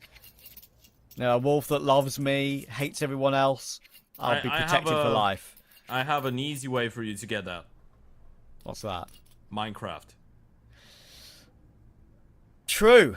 I'm not sure it works outside of it, though. No, very true, though. Very true. I've absolutely partaken in many a Minecraft world where I've collected about 8 wolves. So...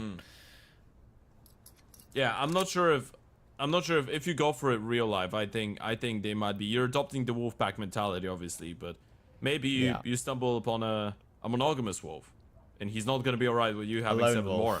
Yeah. Yeah, I need a lone wolf maybe. Also, like true, like Siberian wolves, they're absolutely huge, right? Sure. Like. People don't realize how big they are compared to like husky dogs or whatever. Like people think huskies are big. Yep. Like wait till you see like a wolfhound or whatever. Crazy. Anyway, pistol's about to get underway.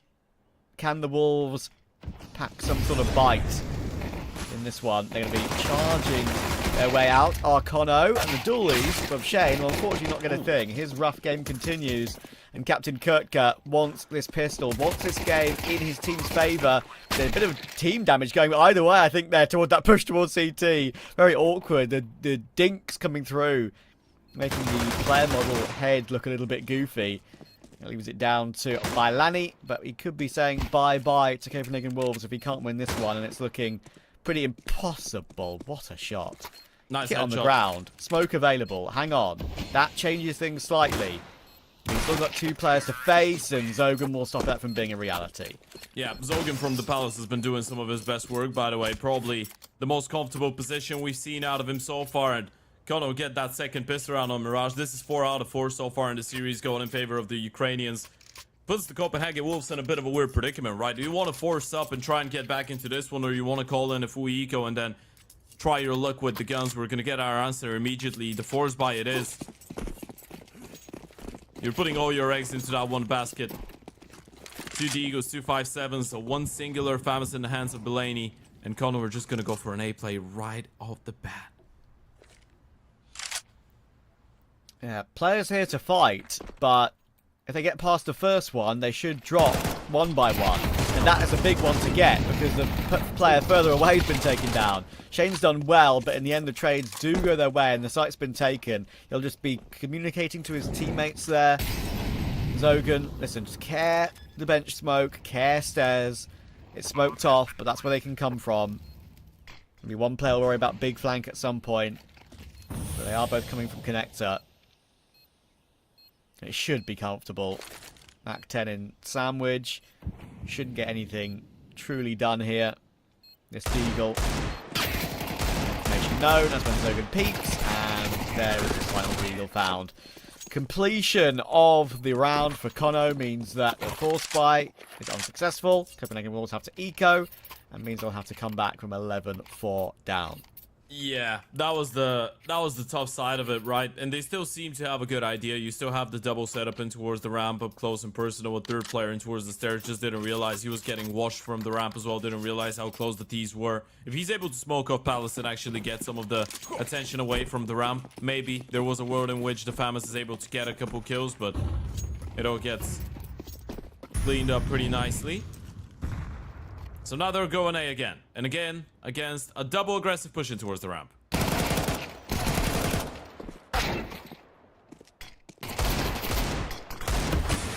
Careful of the Eagle, lads. Can do damage.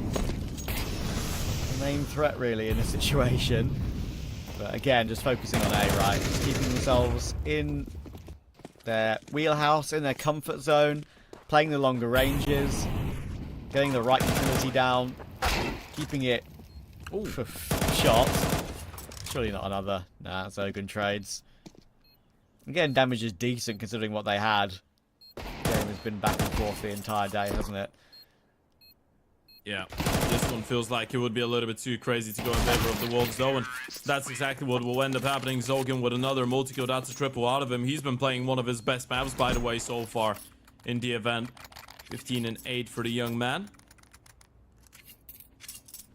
CJ getting that nicotine for the nerves, I guess. Bad news Eagles would approve. True.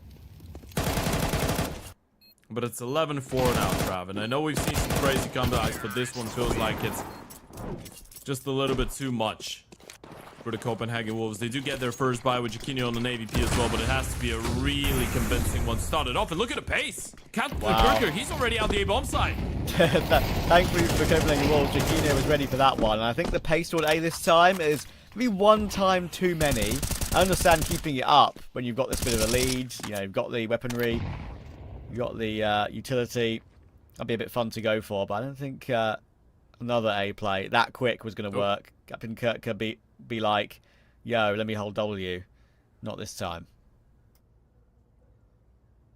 Zogan hasn't been seen yet.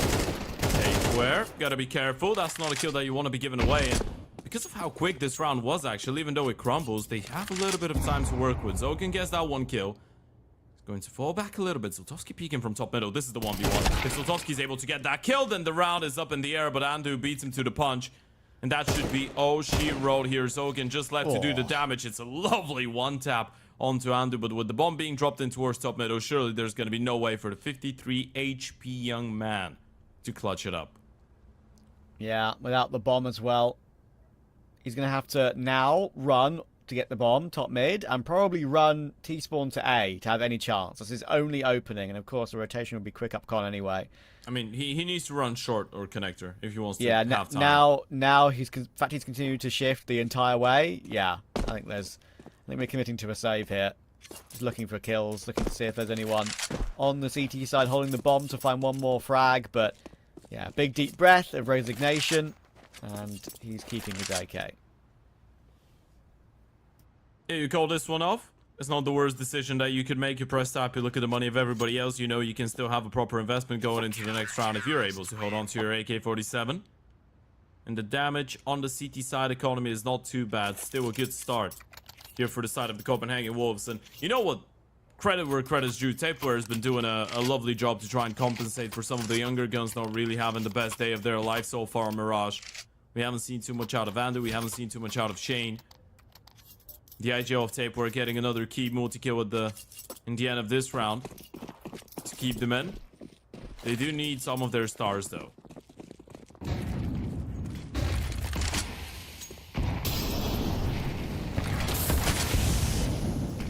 Kirk actually choosing to smoke that molly to get position behind the boxes top mid. I'm still allowed to push forward. Look at the noise of rotations being heard in toward window. CJ almost punishing. Tapeware down to 46 now. Takino needs to be ready, and that's a big miss. Under a lot of pressure, should get run down. What on earth have I just... A teammate! Watched.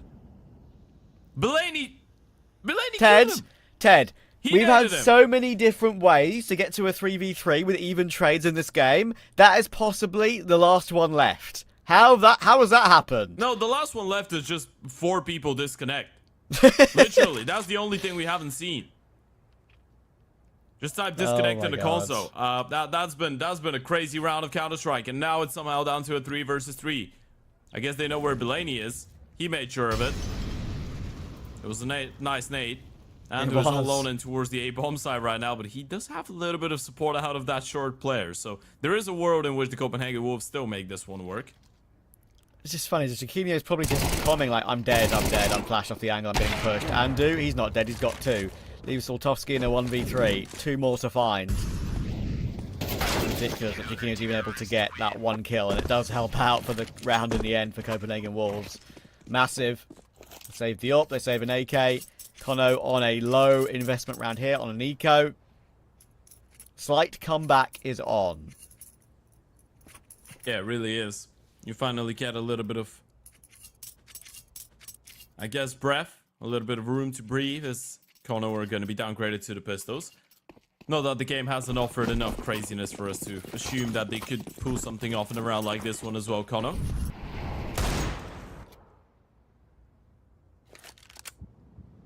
Run boost or wait for them to push and give you a rifle.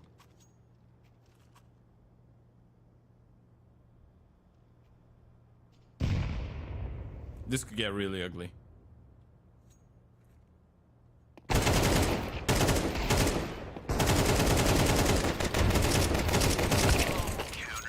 Nice.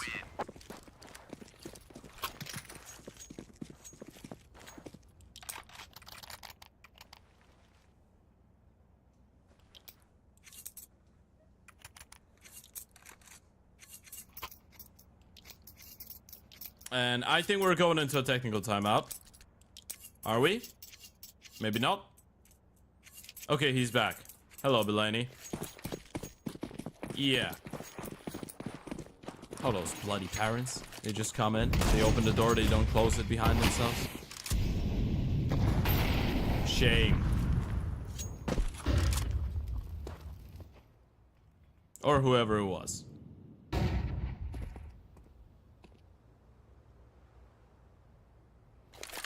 No, I mean whoever didn't close the door. Yeah. You know what we say here when something like that happens? You just look at the other person and you're like, do you live in a cave? Close the door. I do prefer the door closed. Only if it's a warm day, maybe I want some more ventilation. We'll have it open. That's why the door is there. Yeah. And windows. Crazy, right? Who would have thought? Captain Kurtka. He's up in connector. CJ is not ready for Shane being in ladder room. So another opening for Copenhagen Wolves here. Captain Kurtka just waiting to see if he gets something done. Jaquinho, great reaction on the power stroke from Zogan. Captain Kurtka kind of needs 2 though, and he only gets 1.5.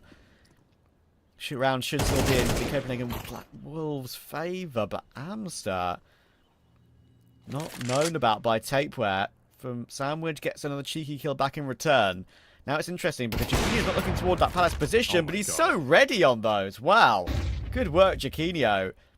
That's an angle that I just get domed from every single day if I'm not concentrating on Palace properly. But his reactions are faster than mine. He does really well. Find the extra kill. Leaves Amster in the open. Does well to find Andu. And hang on.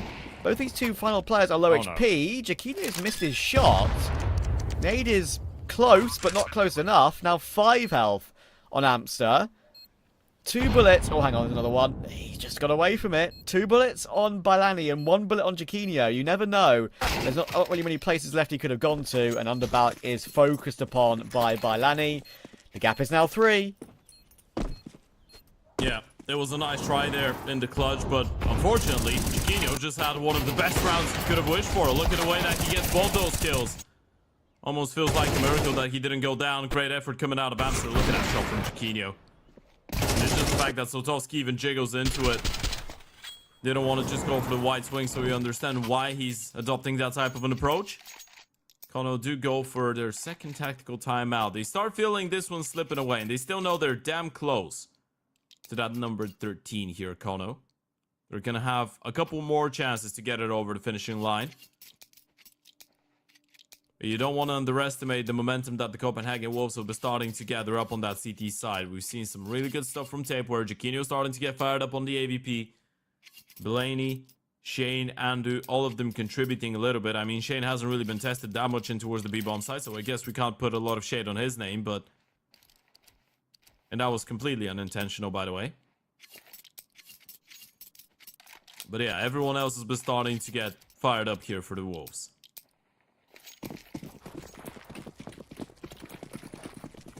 They are in this game. They seemed out of it at 11-4. Always the way. These games seem to get closer. That's my personal law. When a team reaches 12, they never close it out immediately after. But 11, maybe it's a new way. Jacquinho will open toward Captain Kurtka. Chain is here with an XM. Should get this kill. Will. Bit of money in the bank there. Now it's down to Andu. Oh, hold on. Opening. Careful. Uh-oh. Careful. Spotted out. They know where he is. Oh dear. No. Oh dear. How have they got this into a 2v1? How have they just gone the one direction that is the most difficult for Copenhagen Wolves? If they get one kill, site player can't get anything, misjudges his positioning pretty badly. Jacquinho has to switch to a rifle to win out this clutch with the A1S. Information on one. I've seen him win a couple of clutches from this very position before. This is now one he needs. It's an absolute necessity. CJ and Zlotowski trying to play off of each other. Oh, damage done. Lovely tap on Zlotowski, but now 4 bullets remaining. CJ playing wing around the Rosie. No! He's found it. He's found it, and he's got time. What? I can't believe he's managed to recover that. There's no way. Jacquinho's an absolute god in the clutch. That is insane. How many times have you seen a team lose a 5 versus 3 like that and then win it in the 1v2 clutch? I can tell you 0. Now that you haven't seen it happen again. Or before. And you probably won't see it happen again. kONO, this is a blunder. Like, the market player doesn't necessarily do much wrong. Maybe you could argue you just the needs to market player hide. shouldn't be facing there. Both of them should be hiding. The time is really low. Yeah, I think like CJ kind of tries to play ring around the Rosie because he hears the footsteps, like he's trying to do the right thing. But market player thinks he's kind of got a free kill. He just doesn't. And yeah, like you can still hide there. There's no reason to face. I understand why he peeked, but if you hide, you win the round. It's as simple as that. Even if you lose your site player and CJ, you don't need to help him in that scenario. It was so clean from Jacquinho as well, though. It was. So clinical with the shots. Doesn't give them too many chances there in the fights. And now kONO have given the Copenhagen Wolves an opportunity. And yeah, we can say that they've been given an opportunity here, the Wolves, by kONO. Because that should have been a 12-8 probably. Now you have a 5v4 though. And already, Wolves making another step closer. Another step towards 10.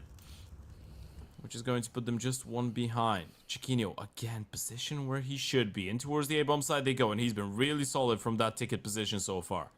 Yeah, flicking up to Palace, but now a headshot angle he's got to collect, and oh, so close. Again, they have an advantage. They've got a secondary ult from Bailani on short. Kurtka not ready for that, and then Jacquinho repositions toward top ticket. That's impossible to get by. Clean round for Copenhagen Wolves. All 5 alive. Money is looking excellent. kONO looking a bit lost. They have money to go for another buy here, of course, with their full loss bonus. Been up there for a while now after being an 11-4 lead. But they'll be wondering what to do. They're kind of out of timeouts as well now. This is their last one. Rough position.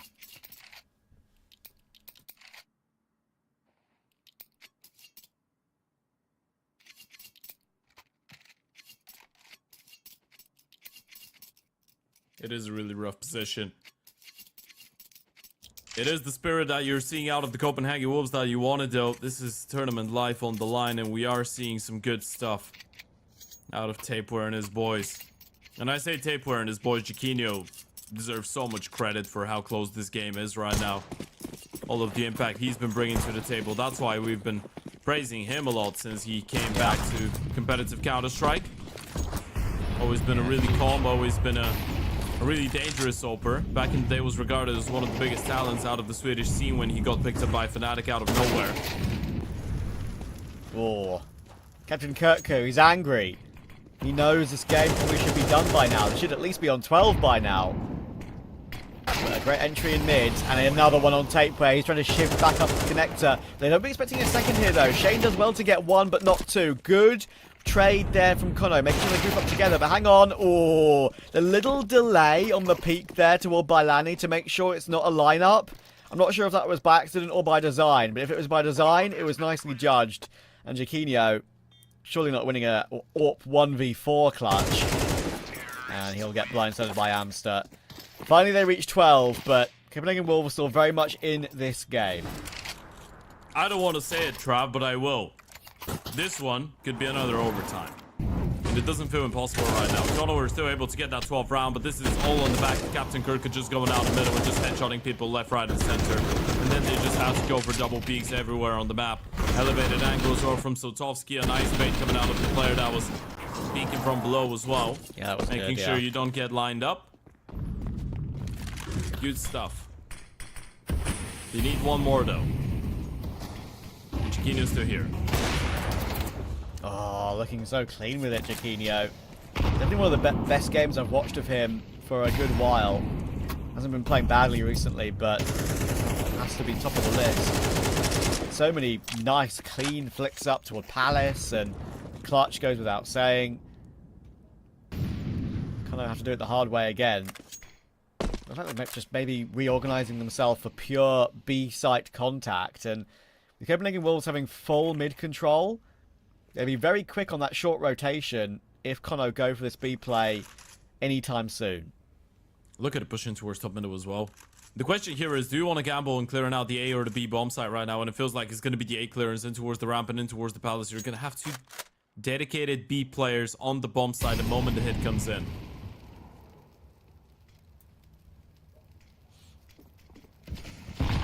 Do you tell, but there's a double lineup here. Andu and YaLLa in a great position. It's so hard to get past this. You're guaranteed to get a trade or an opening. Nice little one player up, one player down sort of crossfire in front of you. And CJ has found YaLLa, but again, clean shot from Jaquinho. Gives it all down to CJ, the captain. Can he close out this game for kONO? It would be pretty impossible with the player short ready to trade him. Should peak in 3, 2, 1. There we go. Quicker than that. Shane takes the kill. And we do have round 24 confirmed. I'm telling you, man, this one has an OT written all over it right now. 12-11. kONO will have enough money to go for another reinvestment because of the bomb plant especially, but this is still not looking impossible to bring back for the Wolves. Another big round coming out of Jaquinho. Single-handedly blocks the smoke up for himself. Standing on the left-hand side of the window on the ledge. Gets the first one and then he's out of there. Another big round, another multi-kill round out of Jaquinho. Now on 24 and 14. We had a show-stopping performance out of Sotovsky on map number 1. For kONO to pick it up. Now Jaquinho is trying to do the same. Of course, it's not as flashy as Sotovsky's. Not as explosive at the start. But he's bringing in a lot of impact right now on Mirage. Jaquinho's on 6 multi-kill rounds. 7 now, actually.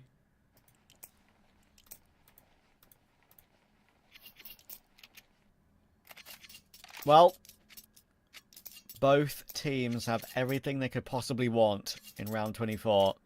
Full purchases. 1 gun round to find out if we go to OT and kind of have to do it the hard way, or if they get it done here and now. Been a wild series, and I'm looking forward to, if we do get an interview, what they have to say about it. Start of round 24 underway. Nades top mid thrown in. Jaquinho now repositioning towards short. YaLLa has often been there with an AWP, so it probably won't be a surprise to kONO. I really like this from Shane and from Tapeware. Taking map control, getting information early. Aggressive maneuver in towards the palace right now. Are the T's aware of the possibility? At least for now, not quite. And Belaney's going to shut down the first one. This is a great player to eject as well. CJ already out of the equation. Overposted. Jaquinho takes another one. And listen, kONO, they've gotten their mid control, but I feel like after that, they've kind of just peaked one by one across the map. And I don't think that's going to work out for them. This looks very likely we are going to overtime. Jaquinio's in the right position. Balani's there to help out. The two players who've gotten the kills in this round so far could be about to close it out and get it through to extra rounds on Mirage. Zogan and Saltovsky both on 19 kills and 14 deaths, but I fear they might both end on 15 deaths. At least Saltovsky will get one, but Jaquinio, what a bit of a masterclass that is from him on CT side. That is one of the best CT halves I've seen from him on Mirage in a good while. 27 in reg, and we're going to OT. Yeah, Jaquinio was like a demon. He was absolutely everywhere. A nightmare that you couldn't escape on that CT side. And deservingly, he is the one to take them into OT or send them into overtime. 12 apiece. That's exactly how kONO were able to win their map pick on Ancient. And the Copenhagen Wolves had to fight against the same dosage of adversity, but they have been able to bring it closer. kONO ran away with this game in OT on the previous map. Let's see if the Wolves can do the same. Well, another opening for Jaquinio, but at least there's a quick trade this time, but Amster just throwing nades in the open. I thought for sure he was going to get traded, and he was in the end. Tapeware coming in to help out. Actually looking to push round from the back of that as well. Zogan's still waiting, and he's given a freebie. I understand why Tapeware thinks he needs to look for information, but it was a 3v3. You'd recovered it, my friend. Not sure that the necessity in pushing like that leaves a lot on Shane's shoulders. That's why he did make that aggressive move in the first place as well, though, right? Because you have Shane towards the back of the A bomb side, and he's actually going to get a little bit cheeky. You spotted out the smoke trajectory. You know he was in towards Triple and in towards Ticket. Do you expect him to be in towards Palace already, though? It's the right play, but you feel like they should and could be aware. And the question is, how many does he get? They don't seem like to be thinking about this at all. Flash coming over from YaLLa to try and help out this, make this kill a bit easier, but Saltovsky gives it a glance. He probably sees the flash, right, from YaLLa and thinks to himself, okay, who's he flashing for? Was that a random flash, or was that for a teammate? And rightly so, he clues in and checks Palace and does it at the right time. YaLLa has an AWP, will probably save it because he can't go for the retake either way. And of course, OT money can be a bit brutal if you want to keep an AWP. So, makes sense. And classic Counter-Strike. Classic overtime. You're up 11-4. You're up 12-10. Of course, when it gets back to OT, you win the first round of OT. It is important, though, for kONO, right? Because it's a bit of a pace setter this type of round. Finally, you get equal refrags in towards middle. You're able to get that really important kill in towards the A-bomb side, courtesy of Zogan. And it's I want to say it's a good reaction out of kONO, because they did realize that the Copenhagen Wolves were going for those aggressive plays, and they have been for the last couple of rounds. We've seen a couple Palace pushes, a couple ramp plays, and all of that has actually allowed the CTs to stack up heavily in towards B whenever kONO have been trying to target that B-bomb site. So this time Zogan was aware of the possibility of an aggressive mid-round maneuver. And kONO now switch it up once again. They're just going to go for a straight-up A play. Haven't seen that in a while, but Copenhagen Wolves seem to be ready for it. Yeah, keeping it simple. Gotta respect that, but it's really awkward. Oh, Zoga just dropped down and destroyed Shane. He was trying to play close round, instant headshot. Again, Jaquinio trying to fight for his life. They know there's a bench push, but now Tapeware, that's one of the main parts of the round removed. Oh! Jaquinio doing ridiculous work in the CT side. Regulation or overtime continuing to pop off, but he's going to have to get in a reload with the AWP at some point. And of course, still smoked off. Only one HE on YaLLa to help break a smoke, and that's nowhere near. Amster on 18 HP. I actually quite like this position. Yeah, you have one teammate in towards jungle right now as well. The moment that the top con smoke fades, it's going to be a little bit more uncomfortable, but they're surely not looking, especially if Saltovsky's able to get at least one.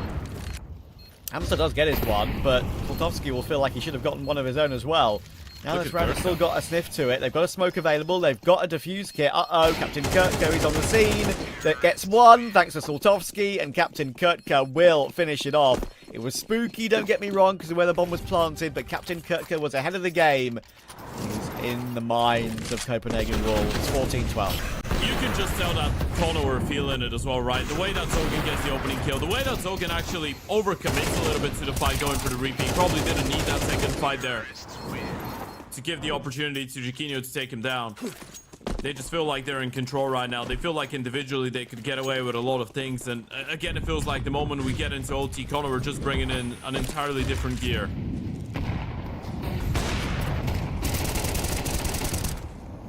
Oh, very blind take player in mid. If kONO clean sweep this T side, that would be incredible, considering what's gone before in regulation. Zogan is already up, waits for a flash, calls for a flash. It's absolutely spot on. Andrew's still fighting and does well to find both, actually, though. So that's the main A portion of the play removed.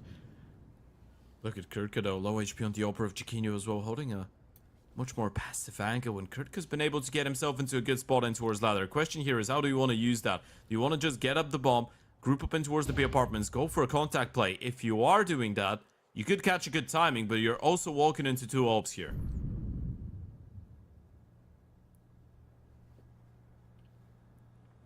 Kurtka doing the right thing to wait, but Chiquinho finding one more would relax this round, and of course you've got another AWP on site, but this could go awry. And it's an AWP.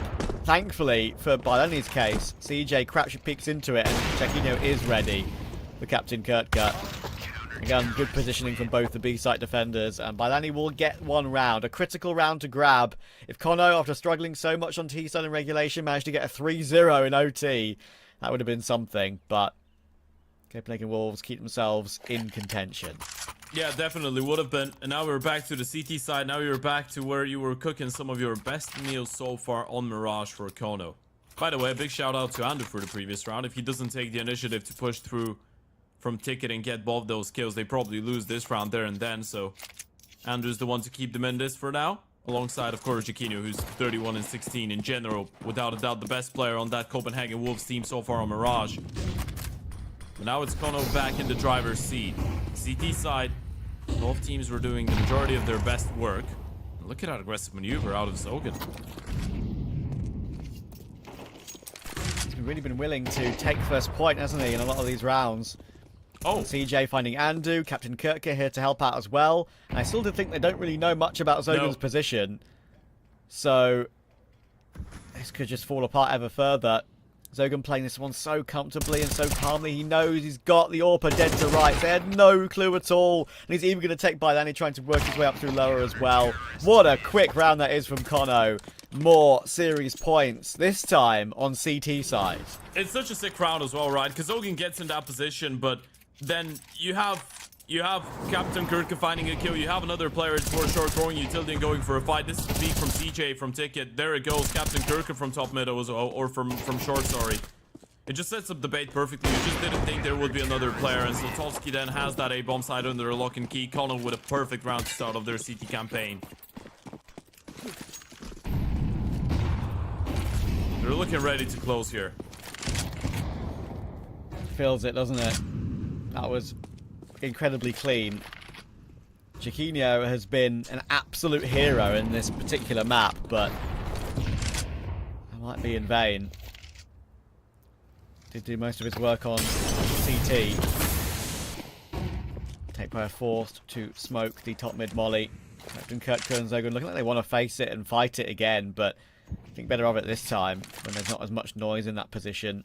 A bit quieter, a bit more unknown. Play the 5v5 for now. They're ready for the walk, though. There's so many players around. Kurtka deep in towards short. One more player in towards the window. That's going to be Zogan on top of the box. And Kurtka, all he needs is to just try and bait them in. Just try and take that attention away.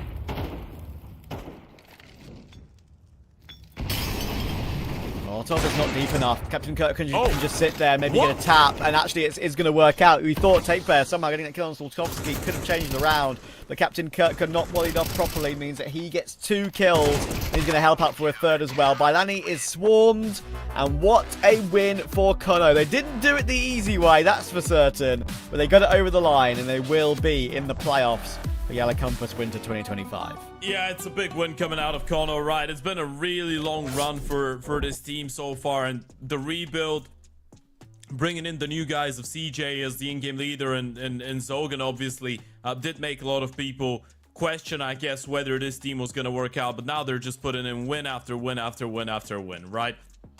They started it off with a 2-0 win over ESC here in the main Swiss. Back-to-back losses to Cybershock and GTZ in really close games, and then you maybe thought that they would be going out, but kONO makes playoffs once again. A 2-0 win over the Eyeballers, a 2-0 win over the Copenhagen Wolves, and kONO is your final team in the playoffs of the YaLLa Compass Winter 2020. Yeah, that's all the Swiss stage done and dusted. And yeah, I think it's actually, I would say, going by what I've seen, I think the right team won today.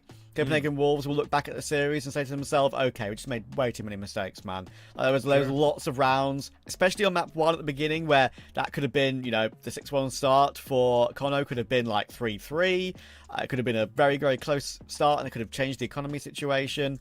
Lots of mistakes being made. They'll probably rewatch this game and rewatch some of the Manic rounds and think to themselves, goodness gracious me, like, how have we lost these?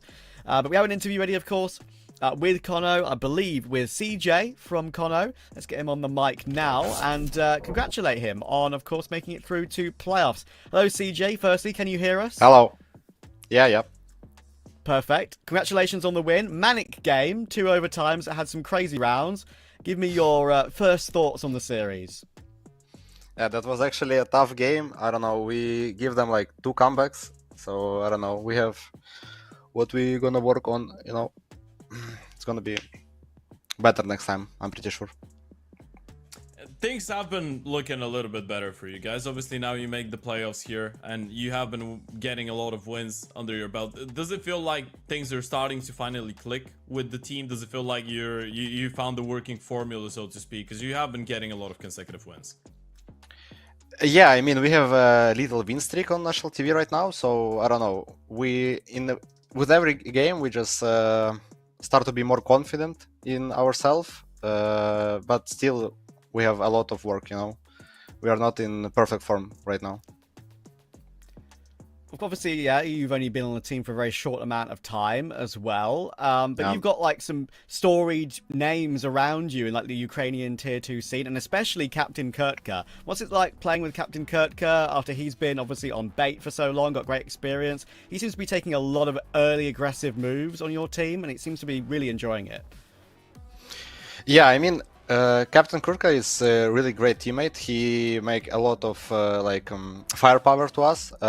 He's really good entry, and especially for me as a captain, he's giving a lot of thoughts how to be better IGL or something. So yeah, I'm just taking experience from him and yeah, trying to use him as best as I can. I'm really glad you actually speak about that, because this is something I wanted to ask you about. Obviously, you're coming in, this is your first more serious project, let's say, in your professional career as an in-game leader. And you get to be an IGO in a team where Captain Kurtka is a big voice. So Tovsky's been an in-game leader before. Amster's been an in-game leader before. Is there a lot of ideas going your way from everyone to how to become the in-game leader that you want to become? Are they giving you a lot of advice? Are they giving you a lot of input? Yeah, of course, every time. If I always ask them what can I do better, you know, and they always give me some advice. I don't know about Saltovsky. I'm not sure he was in-game leader before, but still, yeah, everyone is helping me a lot. So yeah, I feel more comfortable, more confident in myself, and yeah, as you can see of our last result, yeah, we're a better team right now. Yeah, you're definitely on the right trajectory. Last question for me. What team have you got your eyes on in the playoffs now, of course? You're one of the last teams to make it through. Any rivalry that you want to sort of rematch with from the season? Any invited team that you want to have a go at? I'm not sure. Cybershock is in... yeah, Cybershock. I think Cybershock, I want to win Cybershock so hard. And I want to play versus Bad News Eagle as well. Excellent. Okay, Ted, one more for you, or are we done? Yeah, those are definitely going to be really interesting games, and we wish you the best of luck going into the playoffs. It's been a really exciting ride for you guys, and we hope it's going to keep going in the playoffs. Looking forward to watching you play again. Congratulations on your win today. And thank you, guys. Thank you. See ya. Best of luck. Great little interview there, and great insight, actually. I mean, that's when it's an interview like that, we don't necessarily, you know, have many questions planned because it's a new player on a new team. You don't really have a huge backstory of certain names like that, right? But, you know, the question about Captain Kurtka, really good insight, and I think that's exactly what we want from those sort of calls, and especially getting through to playoffs. Great result for kONO. I think he's got quite a good head on his shoulders from that interview as well. and I think he realizes that he can take that info in from the more experienced heads around him, right? And I think so far things are all looking good. It's all probably looking like it's going in the right direction for kONO at the moment. Yeah, that's what it feels like. I think obviously things are gonna need a little bit more time to click, right? But you guess that CJ, being a younger captain, is gonna need a little bit of time to refine his style and actually find a suiting identity as a captain that he wants to adopt and develop, right? And then for Zogan, he's going to need a little bit of time to get comfortable individually, because we can definitely see that the potential is there, and we can definitely see that when he's on, he's really on, but consistency has been a bit of an issue. So it is good that you have guys like Sotovsky and Kurt that are able to bring in, and obviously as Amster, that they're able to bring in just the reliability, I feel like, is the one thing that kONO have been missing so far this year. And in the last couple of games, the last couple of weeks, it has been present in the game, and even if they're playing a little bit of a scrappier Counter-Strike, they're still able to win, which is usually a sign of a team going the right way. Absolutely, and as we touched on, of course, this was the last 2-2 matchup in the Swiss stage, and they are the last team to make it through. We don't know who they're going to play yet, of course, but they're going to join Sashi, Eklot, Forza's Academy team, Bad News Eagles, Chimera, Nine, Cybershock, and I believe, just checking here, we don't know the player invites yet. They're not on HLTV yet. Yeah. So, but those are our regular Swiss teams that are going to be making it through. So a lot of good names there for us to enjoy. But of course, that is going to be it for us today, because we've had 3 BO3s, we've figured out our playoff roster, and we're going to wait to see who's invited, and hopefully we'll get a chance to see you guys, of course, in playoffs as well. No idea on the schedule yet, but I'm hoping we'll get a chance to have a glance in and have a check-in with the YaLLa Compass Winter 2025. We'll see you for playoffs. They start in 4 days, I believe, on the 10th, so see you then. Cheers, everyone. She said she loves you, but she can't love me. But I love you. Yeah. Look, all of my friends going crazy. I gotta brag on myself, I amaze me. I'm too dope like I'm back in the 80s. I won't play window anymore. What's going on? Play your role. 1xBet. On to the next one. YaLLa Compass 2025 season. If anyone peeks through, they're both dead. They're both dead in the smoke! Bomb drops, popped up behind it at the edge of...